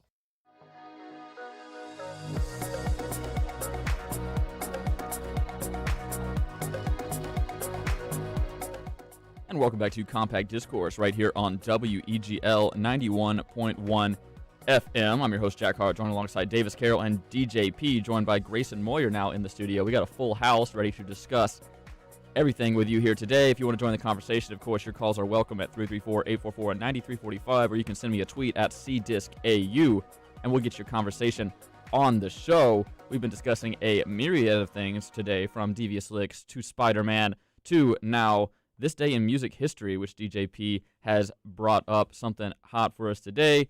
Davis and JP, I already talked to you. Grayson, how you doing on this rainy morning? I'm doing pretty well. I'm doing a lot better compared to the last time that I was on Compact Discourse, when I was running on, 2 hours of sleep, but we're getting there. It's about growth. We're getting better. We're fixing problems. I haven't dropped a frame yet. Knock on wood. Heck the array's yeah. working Yeah, perfectly. knock on wood. I think we're hitting our stride on Compact Discourse finally. So thank you guys for joining me today, and thank you to everyone who is listening out there in TV and radio land, whether that be on your terrestrial radio or from WEGLFM.com. 24-hour live stream. Check it out. Just click the play button on the boombox. All right, JP, I'm going to throw it over to you. catch. He got it. You want me to start from like the beginning or start from the end? As they start from the beginning, that's a very good I'm place gonna to start. with the Ford Motor Company in 1965. So on this day in 1965, the Ford Motor Company became the first automaker to offer an 8-track tape in all of their cars. Interesting. So that's kind of cool to think that they went from radio to like an 8-track, and then what, cassettes. Yep. And then they had record players at some point, but they weren't very common. You'd put them in like the trunk, right? Well, CD players, yeah. The record players were generally inside the car. Were they front loading? No, I can't remember what they look like. I haven't seen one actually in person, but fair enough. They'd be in the cabin of the car. Okay, for sure. But this is like the 40s. It's not like a a MacBook where it just ate the record. And what would you listen to in 1965 if you had an 8-track in your Ford? Probably Marty Robbins's Gunslinger Ballads. That's a good call. I found that on vinyl the other day. Yeah, if I ever get a record player, I'm gonna have that one. 100%, I will get that. I got like the original pressing, bro. Check 10,000 Hertz.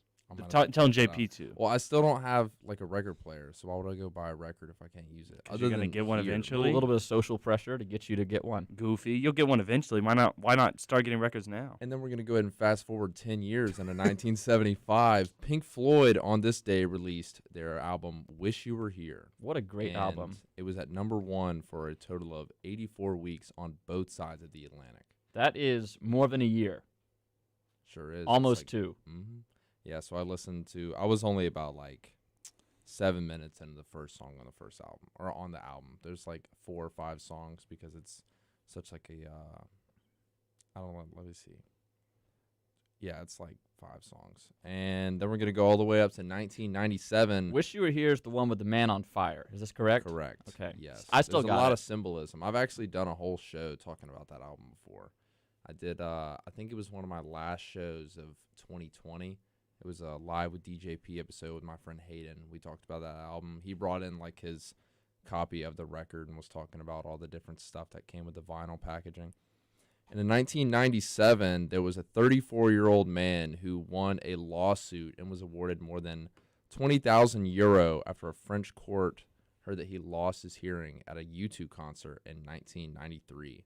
So he made money off U2 because he lost his hearing after standing too close to the stage. Interesting. That's serious. People need to bring earplugs to concerts more often. Like, I care about this because I'm an audio engineer with damaged hearing, but like, it's serious. Once it's gone, it never comes back. Mm-hmm. Maybe not suing U2 because let's be honest, that's your fault. But like, come on, just back it up careful. a little. Can we sue U2 for putting for making bad music? That's actually my next point. Oh, so in 2014, throwing it back to JP, making bad music. Oh, poor Bono. No, I like U2. Bono, U2 if you're listening, Bono doesn't need your sympathy. Bono doesn't care about us. So in 2014, 6 days prior to this day, 7 years ago, was when they released the album on like all Apple devices. And then today is like 6 days after, 7 years ago, where Apple decided to allow an option where you could remove the U2 album. So they just downloaded the album to your device automatically. And then 6 days later, we're like, maybe we shouldn't have done that. We'll just give people the option to remove it. And it didn't say the percentage of how many people kept it, but I kept it. I listened to the album a couple times. It wasn't terrible, but I mean, it was a free album, so I wasn't really complaining. It has somehow appeared on my MacBook. I don't know how. I don't know when it did, but it did. Was it Songs of Innocence? Yeah, I think it. And it's the guy like hugging the other guy or something. Yeah, that's the one. I've got it right here. This the one. That's the one. All right. So is that it for you? Yeah, that's all. All right. Well, that was good stuff. A nice tie-in from one U2 story to another. Yeah, I thought it was funny that there was 2 things related to U2. One having to do with hearing loss, and then something else where the people were frustrated. Yeah, and no one's happy with U2 on this day in history. I guess not. I mean, U2 is a great band, but whenever you give someone a free album, when you give it to everyone, there's always going to be a group of people who are going to complain about it. I've heard discourse about this topic before, but how do you feel about the band name U2? It's not great for search engine optimization or brand recognition. I don't know. I think it's cool. It could have been a lot worse. I mean, they're There are a lot of more boring planes you could have been named after. Fair enough. Oh, my band is 3 numbers. Boring. Is that a shot at the B-52s? Oh, wait, I didn't even think about the B-52s. No, I was talking about the hypothetical, like if you named your band like 737 or something. Ooh. That's definitely I'm a band. commuter plane. 311. Ugh. We can't play 311 Don't on even WEGL. say that on Never the again. air. Remember that show? I'll make fun of the B-52s as well. I haven't listened to a lot of their music, but they're goofy and not in the way that I enjoy. And they're also from Athens, Georgia. I don't even know why you should be allowed to make music in that U2 is town. the B-52. With the amount that this B-52s. station plays the same REM song, I wouldn't take too many shots at Athens. All right, Davis, what do you got for us? Y'all speaking about plane names, it's making me remember that show that was on Discovery Kids, like Flight 19 Down? Was that it? Was that what it was It called? was something like that. Yeah, it was 2 numbers by JP. Do y'all remember that show? I do remember Yeah, that. no, I watched it every Flight morning. 29. Flight 29 Flight down, 29. yeah. It had Corbin Blue in it, I believe. It did have Corbin Blue in it. Yeah. No, I watched that like every morning before school. That was like Jack likes to say baby's first Lost. That's what it was for me. Fair enough. It would come on right after the show with Steve Irwin's daughter. Bindi the Jungle Girl. Yes. I know it well. So, JP had to go see a man about a horse, so he will not be joining us for the rest of the show, but that's okay. He did his job, and we are thankful for him for coming off the bench on a WEGL Wednesday. You can check him out Woodstock Hour tonight at 7 p.m., right before Cheetah Print at 8 p.m., all times central, as we do here in Lee County, Alabama. All right, we're going to move on to our next topic of discussion, which is road trips. Now, Grayson, I know you're very fond of road trips. Davis, I don't know your take on road trips, but I assume I'll figure it out here in a minute. But the reason I bring it up is because I am in for an entire semester of exciting road trips alongside Chris, as we're going to be traveling to all of the away football games. And the first one is coming up this weekend, as me and Chris are going to be heading over to the Keystone State of Pennsylvania. And that's going to be exciting. So it should be a weekend of fun and gross fast food in my car. So excited for that. The third best part of road trips. Yeah, calories don't count when you're on wheels. Yeah. So thesis statement on road trips, are you pro or con? I am 100% pro. The amount of just wacky things that can go on road trips, the fact that it's like, oh, I got through airport security and I sat in a metal tube for 4 hours and now I'm in Las Vegas. That's boring. If you want to drive for 3 days and eat a horrible amount of calories and listen to 13 podcasts in a row, like, that's way better, clearly. It's not efficient, but it's better. You think you grow as a person on Yes. a road trip? You learn things about yourself and how you deal with conflict and changes because they never go to plan either. Davis? I love traveling, but I'm not the biggest fan of road trips. But if there's someone else in the car, I don't mind it. Okay, fair enough. Because I've had to drive to Mobile, the 3.5 hours. I've driven it like one time with someone else. It is the most I cannot stand it. I never go home because I hate the drive so much. See, I'm a big fan of solos. Like I sort of lose it a little bit. I start talking to myself after a while, but like I just get bored really quick. Like I get so bored I don't want to listen to music and I don't want to listen to podcasts and I don't want to. You want to listen to the road hum? I don't. That's what it makes me so aggravated. And it's just such a boring drive. You go through Montgomery and that's it, and it's just boring. Little pine trees. You see the Hank Williams Museum, maybe Lower Alabama. Maybe that's a testament to Lower Alabama, not your thoughts on road trips. I think it is, but I've never really gone on a road trip anywhere besides Orlando's the farthest I've probably gone. Every other place I've been to Montana. We flew there, and I've been to, that's really the only other place in America I've really been. I think the longest it's a tie. I've driven to, not by myself, I've driven to New Mexico and I've driven to Canada, and both of those were multi-day endeavors, and those were like legitimately awesome. Partly because of what you mentioned, because you get out of Lower Alabama and there's more to sort of see and stops to make, like the scenery changes up. But like I think there's a lot of value in the solo, especially like if you've ever done one. Like my favorite thing when I was a freshman, whenever I drive back to Birmingham, was to leave at like 5 in the morning and just show up like as the sun is coming up. That was awesome because nobody was out on the road. It was just me and just the sun coming up. It ruled. I think if I wasn't the one driving, sure, I'd much more enjoy it. But I'm usually the one driving, and I like driving to a point. And then there's a certain amount of time where I'm just like, I hate driving. I want to crash my car. Okay. Well, I think I kind of like going alone too because there's no social pressure to listening to the same song for 4 hours. Mm-hmm. You know, sometimes you just want to throw on Brody Quest and wake up in Florida. But there's a conversation element that comes to a dual road trip. I've done some short ones with two people in the car, and those have been a lot of fun. Especially with 3 people, because you don't have to talk the whole time. You can have some time. It's just like the radio. You can have some time to think. Yeah, I mean, we could do a road trip right now in the studio, just the 3 of us. I think some pretty legendary road trips I've been on. This past year for New Year's, I got up at 4 a.m. from Auburn and drove to Orlando to be at the Citrus Bowl by noon when it kicked off to meet some friends down there who live in Florida, so they were already down there. And then following the Citrus Bowl, I drove to St. Augustine and then stayed the night there, so very tired at that point.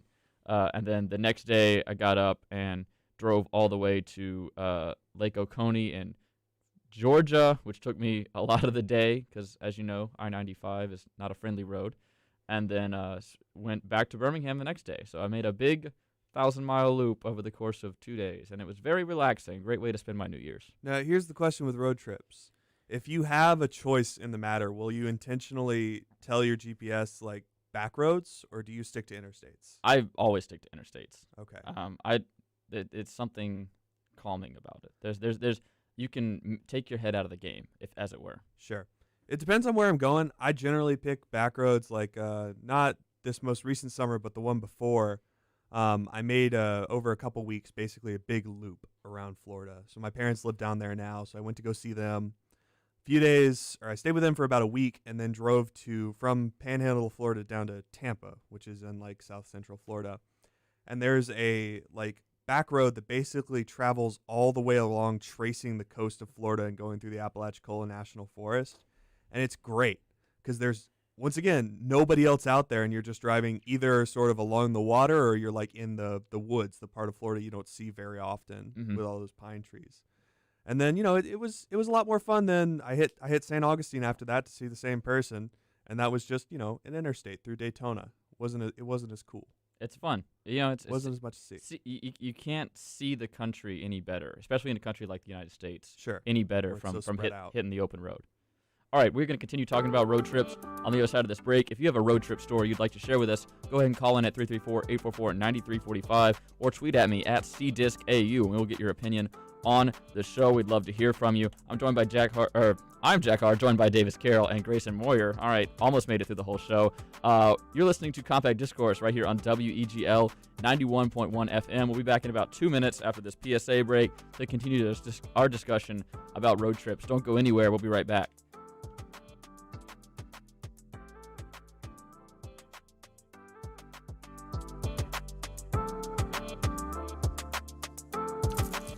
Okay, so Sarah, I'm dropping you off at Emily's? Yep. And Josh, you're going to? Soccer, Dad. Soccer practice. Right. Oh, by the way, I just wanted to let you know when I pick you both up, I'll be wearing my short shorts. What? No! Yep, and my dorky dad hat, and I'm gonna do my dad dance for all your friends. They'll love it! Seriously? Why? Because I like my short shorts. Of course, I could be talked out of it if you guys would just buckle up your seatbelts without giving me a hard time. It's important to get your kids to buckle up for safety, no matter what it takes. And sometimes, all it takes is your parental powers of persuasion. Okay, we're buckling up. See, all buckled. Good choice. I'll just have to do my dad dance at dinner time. What? No! Do what you have to make sure your kids are wearing their seatbelts, even on short drives. Never give up until they buckle up. A message from the National Highway Traffic Safety Administration and the Ad Council. Visit safercar.gov/kidsbuckleup for more information. Unexpected reactions to smart financial decisions brought to you by feedthepig.org. Well, I finally did it. I opened a 401k. So you're giving up? Just like that? Giving up on what? On getting an inheritance from a distant relative. Don't you think if there were a billionaire in the family, we'd know about it by now? Listen to me. We are one phone call away from riding horses on our own private polo grounds. One call from christening yachts, having a butler, using summer as a verb. How do you figure? Look, everyone's got a rich uncle somewhere. It's statistics. So the best thing you can do is just prepare for the inevitable. Right, which is why I thought maybe it would be smart to take control of my finances. You know, start using a budget, get out of debt, set some retirement goals. Budgets? Debt? You watch your mouth. Retirement shouldn't be a goal for us. It should be a way of life. When it comes to financial stability, don't get left behind. Get tools and tips for saving at feedthepig.org. This message brought to you by the American Institute of CPAs and the Ad Council.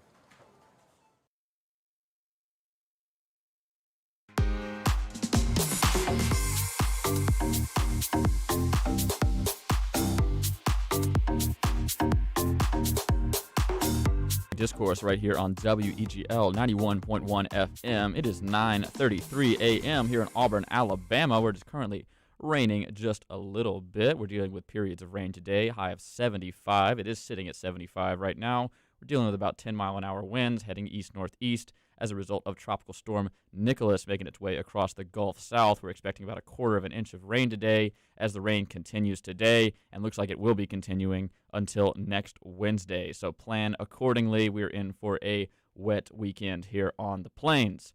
All right, although some of us will be heading out of town over to Pennsylvania, including myself. I know Jacob Hillman will be joining me, as well as Aiden Kowalski, who gave us a quick shout-out over text messages. Thank you for listening, Aiden Kowalski. He is our sports correspondent here at WEGL and does a fine, good job of it. All right, we are continuing our discussion about road trips. I'm joined by Grayson Moyer and Davis Carroll. Of course, JP made it back in the studio as well, had an urgent matter to attend to, but he's back now. All right, JP, do you have any thoughts on road trips? Where have you been recently, and do you like hitting the road? Okay, so I used to hate hitting the road. Well, you have a redemption arc kind of been to share an with on us? and off thing. So when I first got my car, I loved driving, and then I got into like an accident a couple months after I got my license, of course. So I didn't drive for a while, and then whenever I got back into it, I loved driving again. And then I got into a second accident that was complete cause of the weather, so I really just hated it for like a long time after that. And then whenever I got into college, because that second one happened my senior year, like at the beginning of senior year, so I just kind of really started enjoying it more because I could drive to Auburn and back, and like that 3 hours. I hate that drive. Like, I know Davis doesn't like that drive either. Stand the drive from Mobile to Auburn. Yeah, the Mobile to Auburn drive is boring unless you can get good music or like a good podcast. And then my aux cord port in my car stopped working about I think it was like at the very beginning of COVID. So I would just I have like 2 CDs that I listen to all the time. And then I finally got one of those Bluetooth things. So now that I have the Bluetooth thing, I really enjoy driving again. But the longest road trip I've ever made, I drove to Chicago, Illinois in 2019.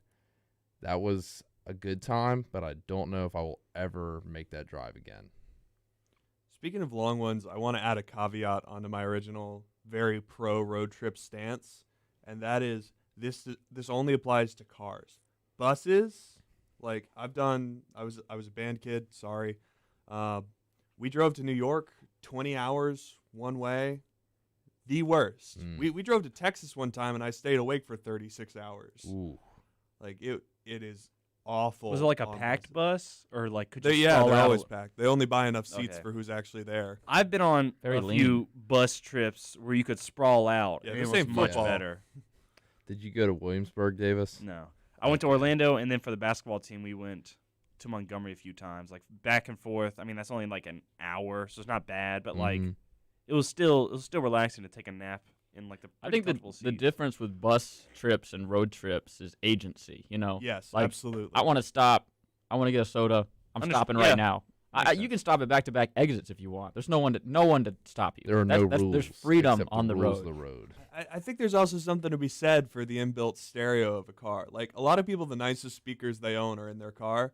Good call. And the fact that you can just put on whatever music, or even if it's a negotiation between the other people in the car, there's not 60 of them. Yeah, that's true. Not everyone has to decide on the same movie. You don't have to play We're watching Monopoly the Master whole of time. Disguise again. Oh no! No! Not Dana Carvey. Legendary bus movie, Master of Disguise. Check it out. I if you saw haven't Cars yet. 3 for the first time on a bus without audio, so I had to guess what was happening. Did y'all ever have the ones that had, like, you could get antenna TV?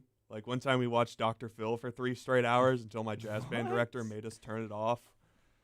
Like, people were just cheering, like, yelling curse words from the back of the bus, cheering on Phil. I would It love was to great. watch Maury or Maury. I Oh, don't know how you say man. that, I don't know. Just trash TV on a bus. That would be awesome. Speaking of buses, I have a little sightseeing anecdote. Okay, go ahead. Is it anecdotal evidence? Sorry, you go ahead. That's a throwback to Front It's the Davis, Bench. so yes. So I went to Germany my sophomore summer of high school. And obviously, we went there for a wedding. German weddings are very fun. I'll just throw that out there. But we went sightseeing, and we went on a lot of those, like, tour buses. Like, you can hop off wherever you want. I can't remember the exact name of them. But so we went on, like, 4 of them, I'd say. And every time we went on them, I fell asleep on them. Because, like, the bus's hum was so immaculate, and the driver was so nice, like, good at driving, and the roads were so smooth, and it had, like, a nice little rock to it. I didn't see a lot of Germany. I fell asleep every single time. Like, I didn't mean to. The bus just hit your resonant frequency, and you faded out of existence. There was something there, and I was just every time I could not control it. I can't sleep on buses to save my life. Like You didn't go on those buses. My mom used to Grayson. she'd feed me a Benadryl before I'd get on band buses so that I could sleep, and that's still sometimes. Did she wrap it in cheese? Hopefully, like. No, that defeats the whole purpose. You're not supposed to know you're taking the pill. I don't know. Sleep is just a goofy thing with how my brain works, and it's not going to happen on a bus. The most I've ever done in one day is I drove from Dallas, Texas, back to Auburn, Alabama, which is about 10 hours, give or take, in one Sunday afternoon. So that was an enjoyable drive. It was a bit rainy. It was a bit boring, but, comes with the territory. So I'm not enthused to do a trip like that again, but I'll do it if the circumstances arise. I think the trip to Dallas was worth it, and the money I saved not flying was worth it as well. So when does a long drive become a road trip to y'all? 2 hours. 2 hours? Yeah. Anything under the 2 hour mark is just a long drive. Because I drive back to my folks' house in Birmingham, and I wouldn't consider that a road trip. That's about 2:15. If I have to plan my day around it and think about my arrival time like that, then 2 hours. So I've been on a few more than that. I think I've been in New Orleans a few road times. trip is a substantial portion of your day. You're not doing anything else. Yeah. If that makes sense. And also, I feel like anything over the 2 hour mark feels like about the same amount of time to me. Like I might be tired, but after about 2 hours, I'm locked in, and I'm just going to keep driving. Once for you're as long in, as you're I in. need to. We're talking about time. We brought up a lot of road trips. We've talked in vague sort of ways about ones we liked, but not about we haven't talked specifics about one we liked. Do you have a favorite road trip that maybe you've done a few times? Ooh, okay. So, I'm not going to lie. I really enjoyed the Chicago trip, but the one place that I go, like, probably a couple times a year, I'd say Asheville, North Carolina.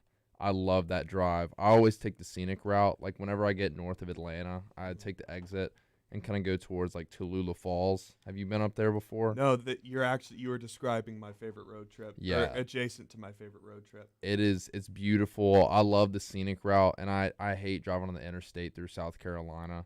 Just, it's so boring, and I'd rather see the mountains, like, earlier on. And I want to go up here during the fall at some point if I can, because Asheville, really just the Carolinas in the fall, just looks so nice. Yeah. I can second that. My favorite is Great Smoky Mountain National Forest, which is sort of maybe 30 minutes from Asheville, sort of more west. The route I take takes me up through Chattanooga, so you end up shooting into Tennessee and then into the mountains for a while. And you go through this, like, you're driving next to the Ocoee and where the Olympic rafting happened for a while. You're up in those rock faces. That drive, it's an incredibly easy 5 hours. It's so beautiful. And at the end of it, you're in the Great Smoky Mountain National Forest. That place rules. Or National Park, sorry. It's not forest. There's a difference. Being, like, in the forest, in the woods, in the mountains is just, I prefer it over the beach. You ever seen a black bear? You ever seen a black bear? Ever seen a black bear? I think, like, when I was younger, I can't think of a time that I've seen one, like, as an adult. But I remember one of the first times I saw a bear when I was, like, 5 or 6. We were in Yellowstone. I was like, whoa, that is a large, fuzzy animal that I wish that I could go pet, but I know I would probably die. That was like the devious thought that I creature. remember in my head. When we were at Yellowstone. I was like 5 or 6. That was like one of those first memories for me right there, was seeing that bear. I've seen a couple black bears. I've been close to a grizzly, but I didn't see it. I was nearby. They have a habit of that. Yeah, that's sort of their goal. It should be your goal as well. Yes. Try to avoid contact with bears. I don't do a lot of repeat road trips. A lot of the long drives I've done, I will have only done once. I think Florida is a place I've been, but I mean I-75 is a pretty cushy route. It's 3 lanes. Passing's pretty easy. I will say that when I go up to my grandparents' house, it's about 3 hours away in North Georgia, and the GPS really likes to take me on I-85 through Atlanta, which is it's a perfectly viable route, but I usually hop off in LaGrange and take 27 just through the back roads of Georgia, and it's a pretty comparable time, and I think it's a little more fulfilling to and then you also don't get stuck in Atlanta traffic, which is a plus. That's the worst. So yeah, shout out to Federal Highway 27 for providing many safe travels to me to and from my grandparents' house. Rules. I've been to New Orleans. I mean, I haven't really done a lot of repeat ones. I've been to Orlando a few times, but I don't really like that one. I guess New Orleans, I've been there 2 to 3 times for some sports events, been with some friends. I don't think I had to drive for either of them. So I guess these are more fond in my memory. New Orleans was when I got to hear my jazz band director's favorite joke when we went over a bridge, and she was like, "And out of your left side, you can see water." And apparently, she does that every year. Welcome to band. Yeah. All right, so I mean, we have a lot of road trips to discuss. I know I've got one coming up this weekend I'm pretty excited about. Me and Tobias are heading up to Pennsylvania, taking the long way. We are hoofing it in my car. I know Aiden and Jacob are going to be taking the plane, as well as my folks, so excited to meet up with some War Eagles up in State College, Pennsylvania this weekend. We're also going to be previewing that Auburn versus Penn State matchup tomorrow on the sports edition of Compact Discourse. I hope you're enjoying our not sports episode today, but we're back to sports tomorrow. Don't worry about that. Thank you to JP, Grayson, and Davis for joining me in the booth. We got one more segment coming up, so don't go anywhere. We will be right back for the conclusion of Compact Discourse. If you want to get your opinion on the show, share a story with us, hit us up, 334-844-9345. We'll get right to your call. We'll be back in about 2 minutes. On the other side of this break, we're going to conclude this exciting episode of Compact Discourse. As a mother, you don't want to have to worry about this bill is coming, but then she needs this chemo. That's a decision you shouldn't have to make. El que San Jude no cobra ni un centavo para nosotros significa quitarnos todo ese estrés, esa preocupación y podernos enfocar en nuestra hija. That was the first thing I was like, how are we going to do this? When St. Jude told us that we didn't have to pay a single bill, I was like, wow, they pretty much have saved us. It's like the world has been lifted off of your shoulders, and now your focus is supporting this child. There is not another hospital like St. Jude. The patient care is unmatchable. It saved my life. It saved my daughter's life. It saved our family.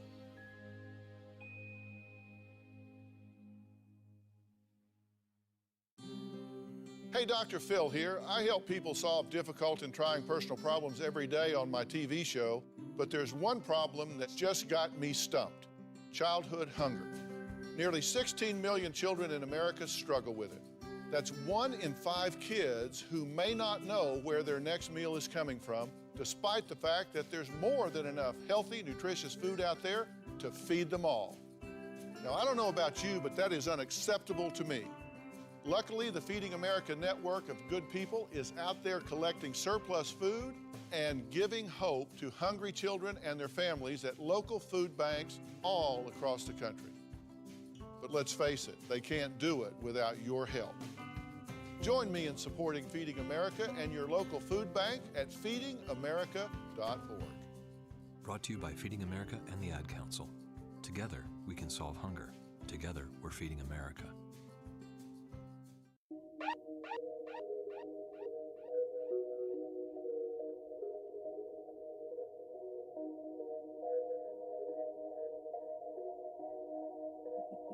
Hold up, little buddy, what is you doing? Finna go hard, hard, hard. Ice on my neck, ice on my wrist. Welcome back to Compact Discourse right here on WEGL 91.1 FM. I'm your host, Jack Hart, joined alongside Grayson Moyer and JP Williams. We're playing a little bit of musical chairs here in the studio this morning as Davis Carroll now had to go see A Man About a Horse, but hopefully he'll be back as well. We're talking road trips. We're excited about this weekend. Auburn playing Penn State up in Happy Valley, 6 p.m. on ESPN. So check that one out if you're interested in watching our Auburn Tigers head into the whiteout. Davis Carroll back in the studio now. So we've got the full house going once again. We want to remind you that if you want to join the show, tell us a story about anything we've talked about today, from Devious Licks to Spider-Man to road trips. You can go ahead and call in on the show, 334-844-9345, and we will get to your call. You can also send me a tweet at CDiscAU, and I will read it on the show with whatever you have to say. And with that, we got Davis Carroll, we got Grayson Moyer, and get your knitting needles out because JP Williams is ready to spin us a yarn. We're ready to get back into the show. Did you hear us talking about spinning yarn last night on the Why So Serious show? I regret that I did not. Oh, yeah, we were talking about spinning yarn for a good, 10 minutes or so. That was one of my, phrases of the week, whatever. I was going to bring that up next. So, yeah, so what you got Woodstock Hour coming up tonight? Yeah, I've actually got the Jimi Hendrix special tonight, so I'm Okay. looking forward to that. I'm starting the show off with Foxy Lady. That's off of the 1967 debut album from the Jimi Hendrix Experience, Are You Experienced? That's probably, I'd say, my second to third favorite on that album. I hate putting numbers to favorites, especially with Jimi Hendrix songs, just because they're all so good. But I'm doing Foxy Lady. I'm doing a song by the Blue Oyster Cults, B.B. King, Stevie Ray Vaughan. I've got all types of stuff. I'm really excited for this one. I do this pretty much every year because this Saturday will mark 51 years since he passed away. So freshman year, I opened up the show with All Along the Watchtower. That was the first song to ever play on Woodstock. And then sophomore year, I did a, what would it be, an anthology episode? Yeah, Is that the fair right enough. word? Okay, so I did that sophomore year and then junior year. So I figured senior year, I might as well have a Jimi Hendrix theme. Says that'll be, Saturday's the 51st year. So we're still at 50 years right now since he passed away. But, yeah. Good deal. So that is at 7 p.m. tonight right here on WEGL 91.1 FM, or you can stream that live, weglfm.com. Click the play button on the boombox to listen live to WEGL. And then we got Cheetah Print coming on after that. So just hang out with us for 2 hours tonight here on WEGL. We got plenty of shows coming up this evening. And then immediately following Compact Discourse today, if you're listening on terrestrial radio or weglfm.com, you can keep the dial right here because DJP is going to be DJing our classic rock hour until noon. So keep it right here. He'll be spitting some facts at you, as it were. All right, Davis, Grayson, we're jumping right back in. We still feeling okay? Not perturbed by the rain? I'm wondering how I was gone for 2 minutes and JP took over my spot. Musical chairs. Remind me not to die around JP. There's only so many ways to preset the live stream software. We can't have all the permutations built in of what 3 cameras we want to use. He was using the high cam the whole time. Yeah, and that looks bad. Up your game, Davis. I think the high cam 2 minutes. Cool. I was gone for the 2 entire show, minutes. though. Oh, yeah, that is true for the entire show. I don't know. I'll remember this, JP. I'm Here's just an idea, kidding. I don't really Davis. care. Grow up. Whoa. It was a big joke. I Oh just my got hit with goodness. Oh, Full 2 bag. minutes. I'm going to leave. Ooh. I was trying to set up a good joke. It was just a good, fun way to come back, but Grayson didn't like Tell it. your joke. I want to stare you in the eyes while you That tell was the joke. No more bowels and no more joking around Grayson. All right, well, if you can say one thing about Grayson, it's that he doesn't enjoy bowels. All right, continuing our show, we want to remind you that if you do want to call in, it's 334-844-9345, as well as you can tweet at us at CDiscAU. So we're continuing our discussion. Have you guys heard of this devious lick thing? I've seen a couple of them. I wasn't sure how legit they were. I assumed it was just people taking pictures of maintenance stuff, but are people actually stealing Yes, things? someone stole a locker. Grayson, row should I of bring up the lockers. devious lick that the Rootman and I were thinking about? I mentioned. I don't know what you're talking about. As long as it's not incriminating, I I'm guess. serious. That's not a wink. I don't know what you're talking about. I don't know. We're not actually gonna do this, but since we always talk down on the Tiger Transit, Oh, we're talking right. about stealing a Tiger Transit bus. But that's never going to happen. It's not gonna happen. But that would be the ultimate devious lick at Auburn University. I know how to set JP up for failure now. Frame him him for stealing a Tiger Transit. It ain't me. You'll regret stealing his chair after that one. Thank you. That's what I was looking for. Yeah, way to clap for yourself on that one. I didn't make the joke, JP. All right, settle down, children. We're in the fighting part of the I can't wait for episode. the boxing episode of Compact Discourse. So we also discussed the passing of Norm Macdonald. How you guys have any fond memories of Mr. Macdonald? JP, not a big We talked SNL, about it not a big earlier. SNL guy. Not a big I just SNL. wanted to put that out there if you guys had anything to say before we move on. I'm gonna be playing him in the bullpen after this. Y'all be ready. Okay. He's funny. Dead air. Oh, I mean, I got some stuff to fill some Settle dead down. air. Okay, We yeah, got come on, 7 JP. minutes. I'm sorry. Okay, so with all my phrases, words of the week. Okay, I'll Ooh. start off with this one because I do not endorse astrology at all. But I heard this Sturgill Simpson song called Mercury in Retrograde, and I was like, what in the world does that mean? So retrograde is when something is spinning backwards, and Mercury being in retrograde is like an illusion that makes it look like Mercury is spinning backwards in the atmosphere orbit. I don't even know what the word is. It's still early in the morning. You got it. You understand. Yeah, space. But apparently that phrase means that whenever Mercury is in retrograde, you feel less energetic, more tired, and just kind of slowed down. So that's what it means when people say, oh, Mercury must be in retrograde again, because I'm JP's dragging astrology corner today. Sounds like people are coping, if you ask me. Sounds like they need to grow up. Yeah. I don't Get know. a job. I got some other ones. Sorry about that, astrology people. No, I feel sympathy for them. It's okay. Well, there we have our I've astrology. heard there's a few things that you shouldn't try to undertake when Mercury's in retrograde, including starting a new business venture or purchasing electronics. There's a set of rules of things you want to Don't avoid. breathe when Mercury's in retrograde. You Okay. might suffocate. Why you got to be so cynical, Davis? Look, man. I He took left for his 2 minutes chair. and we took his chair. That's not why. I don't know. I don't have anything against astrology people, but I have issues with astrology in itself. So we've talked about Goofy. we talked about buses a little bit today. Apparently, here's what I'm hearing out of Massachusetts is that there's a big bus driver shortage to the point that they've deployed the National Guard Heck to yeah. drive people to school. Awesome. Do you think they were trained before? They just threw them on there. I feel like as part of your National Guardsmanship, you get trained to drive a Humvee, and you could probably drive a school a bus. bus is so much longer than a Humvee, though. Look, if normies can drive an RV, I'm sure an army man can drive a. I'm sure they That's the can, name of but the episode do you right think there. they're expediting the training? They're like, okay, you're trained, get on, or do you think they're making them go through all the tests? I mean, probably, but compared to, they're probably more qualified than your average school bus driver, who I want to be honest, I feel sympathy for. I would not want to be in your position. That We're not seems casting awful. dispersions on school bus drivers here on Compact Discourse. Absolutely. We respect I would not what want to you be do. a transit driver in general. You have a hard job. Yeah, thank you for showing up for work, though, because there's not a lot of people that will. So the people that do show up to drive public transportation, you guys are the real MVPs. Make the world go round. JP says that, and then he's gonna Say- hate on say him. thank you to Oh, the I'm bus gonna driver. hate on them no matter JP, do what. you think but I your still bus appreciate driver- them showing up to If work. I learned anything from Fortnite, it's that you always need to thank the bus Yeah, that's what driver. I'm saying. No, this show hates on Tiger Transit as an institution, not on the individual drivers. As we know, if you're going to the engineering career fair today at 2 p.m. in Brown Copel, I mean, it's rarely people's fault. It's almost always the system's fault. Sure. And we Says can Jack, the yell about the industrial system. systems engineer. We can yell about the system. Yeah. System's not going to get angry. System, man. What we if it enjoy does? we enjoy the people.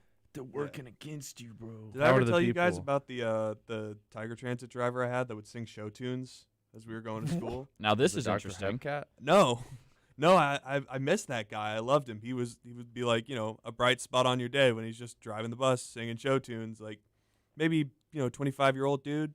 Oh, he's only 25? Yeah, he was a singing young show guy. tunes? I think he might have been like a student, like a part-time driver. I wasn't really sure, but he was always fun. We had a couple conversations. He knew about drum corps and asked me about a few of the shirts I had.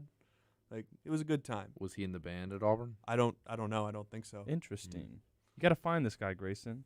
Yeah. I don't know if he's still a driver. I never saw him again after my freshman year. He might have gotten moved to a different He was a route, ghost. but He never he probably was a existed. ghost. You had an encounter with the supernatural. I find a picture from Auburn's first class of bus drivers. Yeah, It's he's like The Shining. Yeah. the first show tune club in 1910.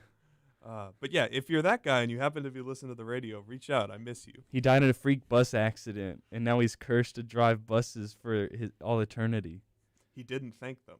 That's No! what happened. That's what happens if you don't thank the bus driver. And I mean, I hate to be the one to bear that news to you, but unfortunately, it is the truth. It's kind of hard to thank the bus drivers on the new bus though, because you have to like yell across the loud bus with where the doors Just give are. him like a Well, peace it's sign. wider than the old If you bus just give him like a peace sign, that's kind of the same thing. Yeah. Hit them with the Yeah, limp but too, they as we get like to to see the say. peace sign whenever they're trying to let people off. They're trying to get back on the I road. don't think they need to see it. It's just the fact that you did it. Okay, that's a valid point. Yeah. But on the old buses, I'd be like, "Thank you, I appreciate you." Like I'd normally walk up the bus and be like, "I appreciate it." You give him a big old hug before he got off. No, I wouldn't do none Even of that. just the little head nod, like some sort of sign, like, "Hey, I appreciate the service you've provided here." I'm a big fan of doing the tip of the hat, a little Goofy. one of those Little right hat there. Little hat flick for him. This is why we need the more prevalence of the biker wave, the left hand doing this just down by your side. Oh yeah, which motorcycles people do to each other. If that was just a normal thing in society, just flash one of those out. I think back in the day when people were wearing hats more often, it was more. People say people were nicer back in the day. But maybe it was just easier to display tip it a with the hat. tip of the hat. You know. We I can don't know always if just people go were back to this nicer notion. back then. Well, that's the prevailing attitude. It's the lie we tell ourselves. Yeah, I mean, Yeah, it was is just the a lie we tell veneer ourselves. from everyone wearing a hat, as JP is That's like wondering hijacked my why hat. the good guys won every war in history. It's like Really when makes people you say, it's like when people say that Southern people are nice. We're mean. We're just not public about being mean. We have a better veneer. Yes. And we'll conclude with that. Everyone on the show is very mean. We'll just have a very good veneer, is the word of the day. All right. Well, thank you so much for listening to Compact Discourse. Davis, Grayson, JP, any parting shots before I hand this control board over to JP to DJ for the afternoon? I'm gonna say what I closed out last night's show with. If you like Diet Dr. Pepper more than regular Dr. Pepper, don't call in. Gross. Let people enjoy things. Man, They're both fine. I have opinions, but I'll save them. All right. I'm kidding. Well, that is going to do it for I'm not. today's show. Thank you so much for listening to Compact Discourse right here on WEGL 91.1 FM. Right here on however you joined us today, whether that be from your antenna, listening to a podcast. We would like to remind you of all of our previous episodes are available commercial-free wherever you get your podcast. Just search for Compact Discourse. Be sure to follow us on Twitter at CDiscAU. Links to the podcast, information about the show, and important updates are all there. You can also tweet at us, get your voice on the show. You can follow the station on Instagram and Twitter and TikTok now at WEGL_AU. Our dedicated team of marketing professionals are working super hard to get that nice and clean and daily content able to be viewed by you. And as for that, for Jack Hart, your host, Davis Carroll, Grayson Moyer, and DJ P, we wish you a great rest of your Wednesday. Stay dry, and we will talk to you tomorrow on the week finale of Compact Discourse. That's Thursday at 8 a.m. We're talking sports with Jacob Hillman and whoever else manages to find their way in the booth tomorrow morning. Once again, thank you so much for listening. And as always, attack the day, go 1-0, and War Eagle.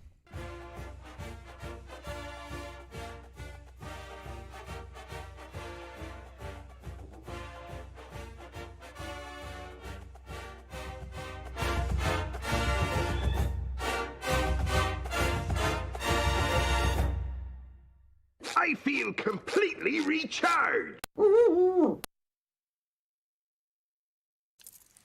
Okay, so Sarah, I'm dropping you off at Emily's? Yep. And Josh, you're going to? Soccer, Dad. Soccer practice. Right.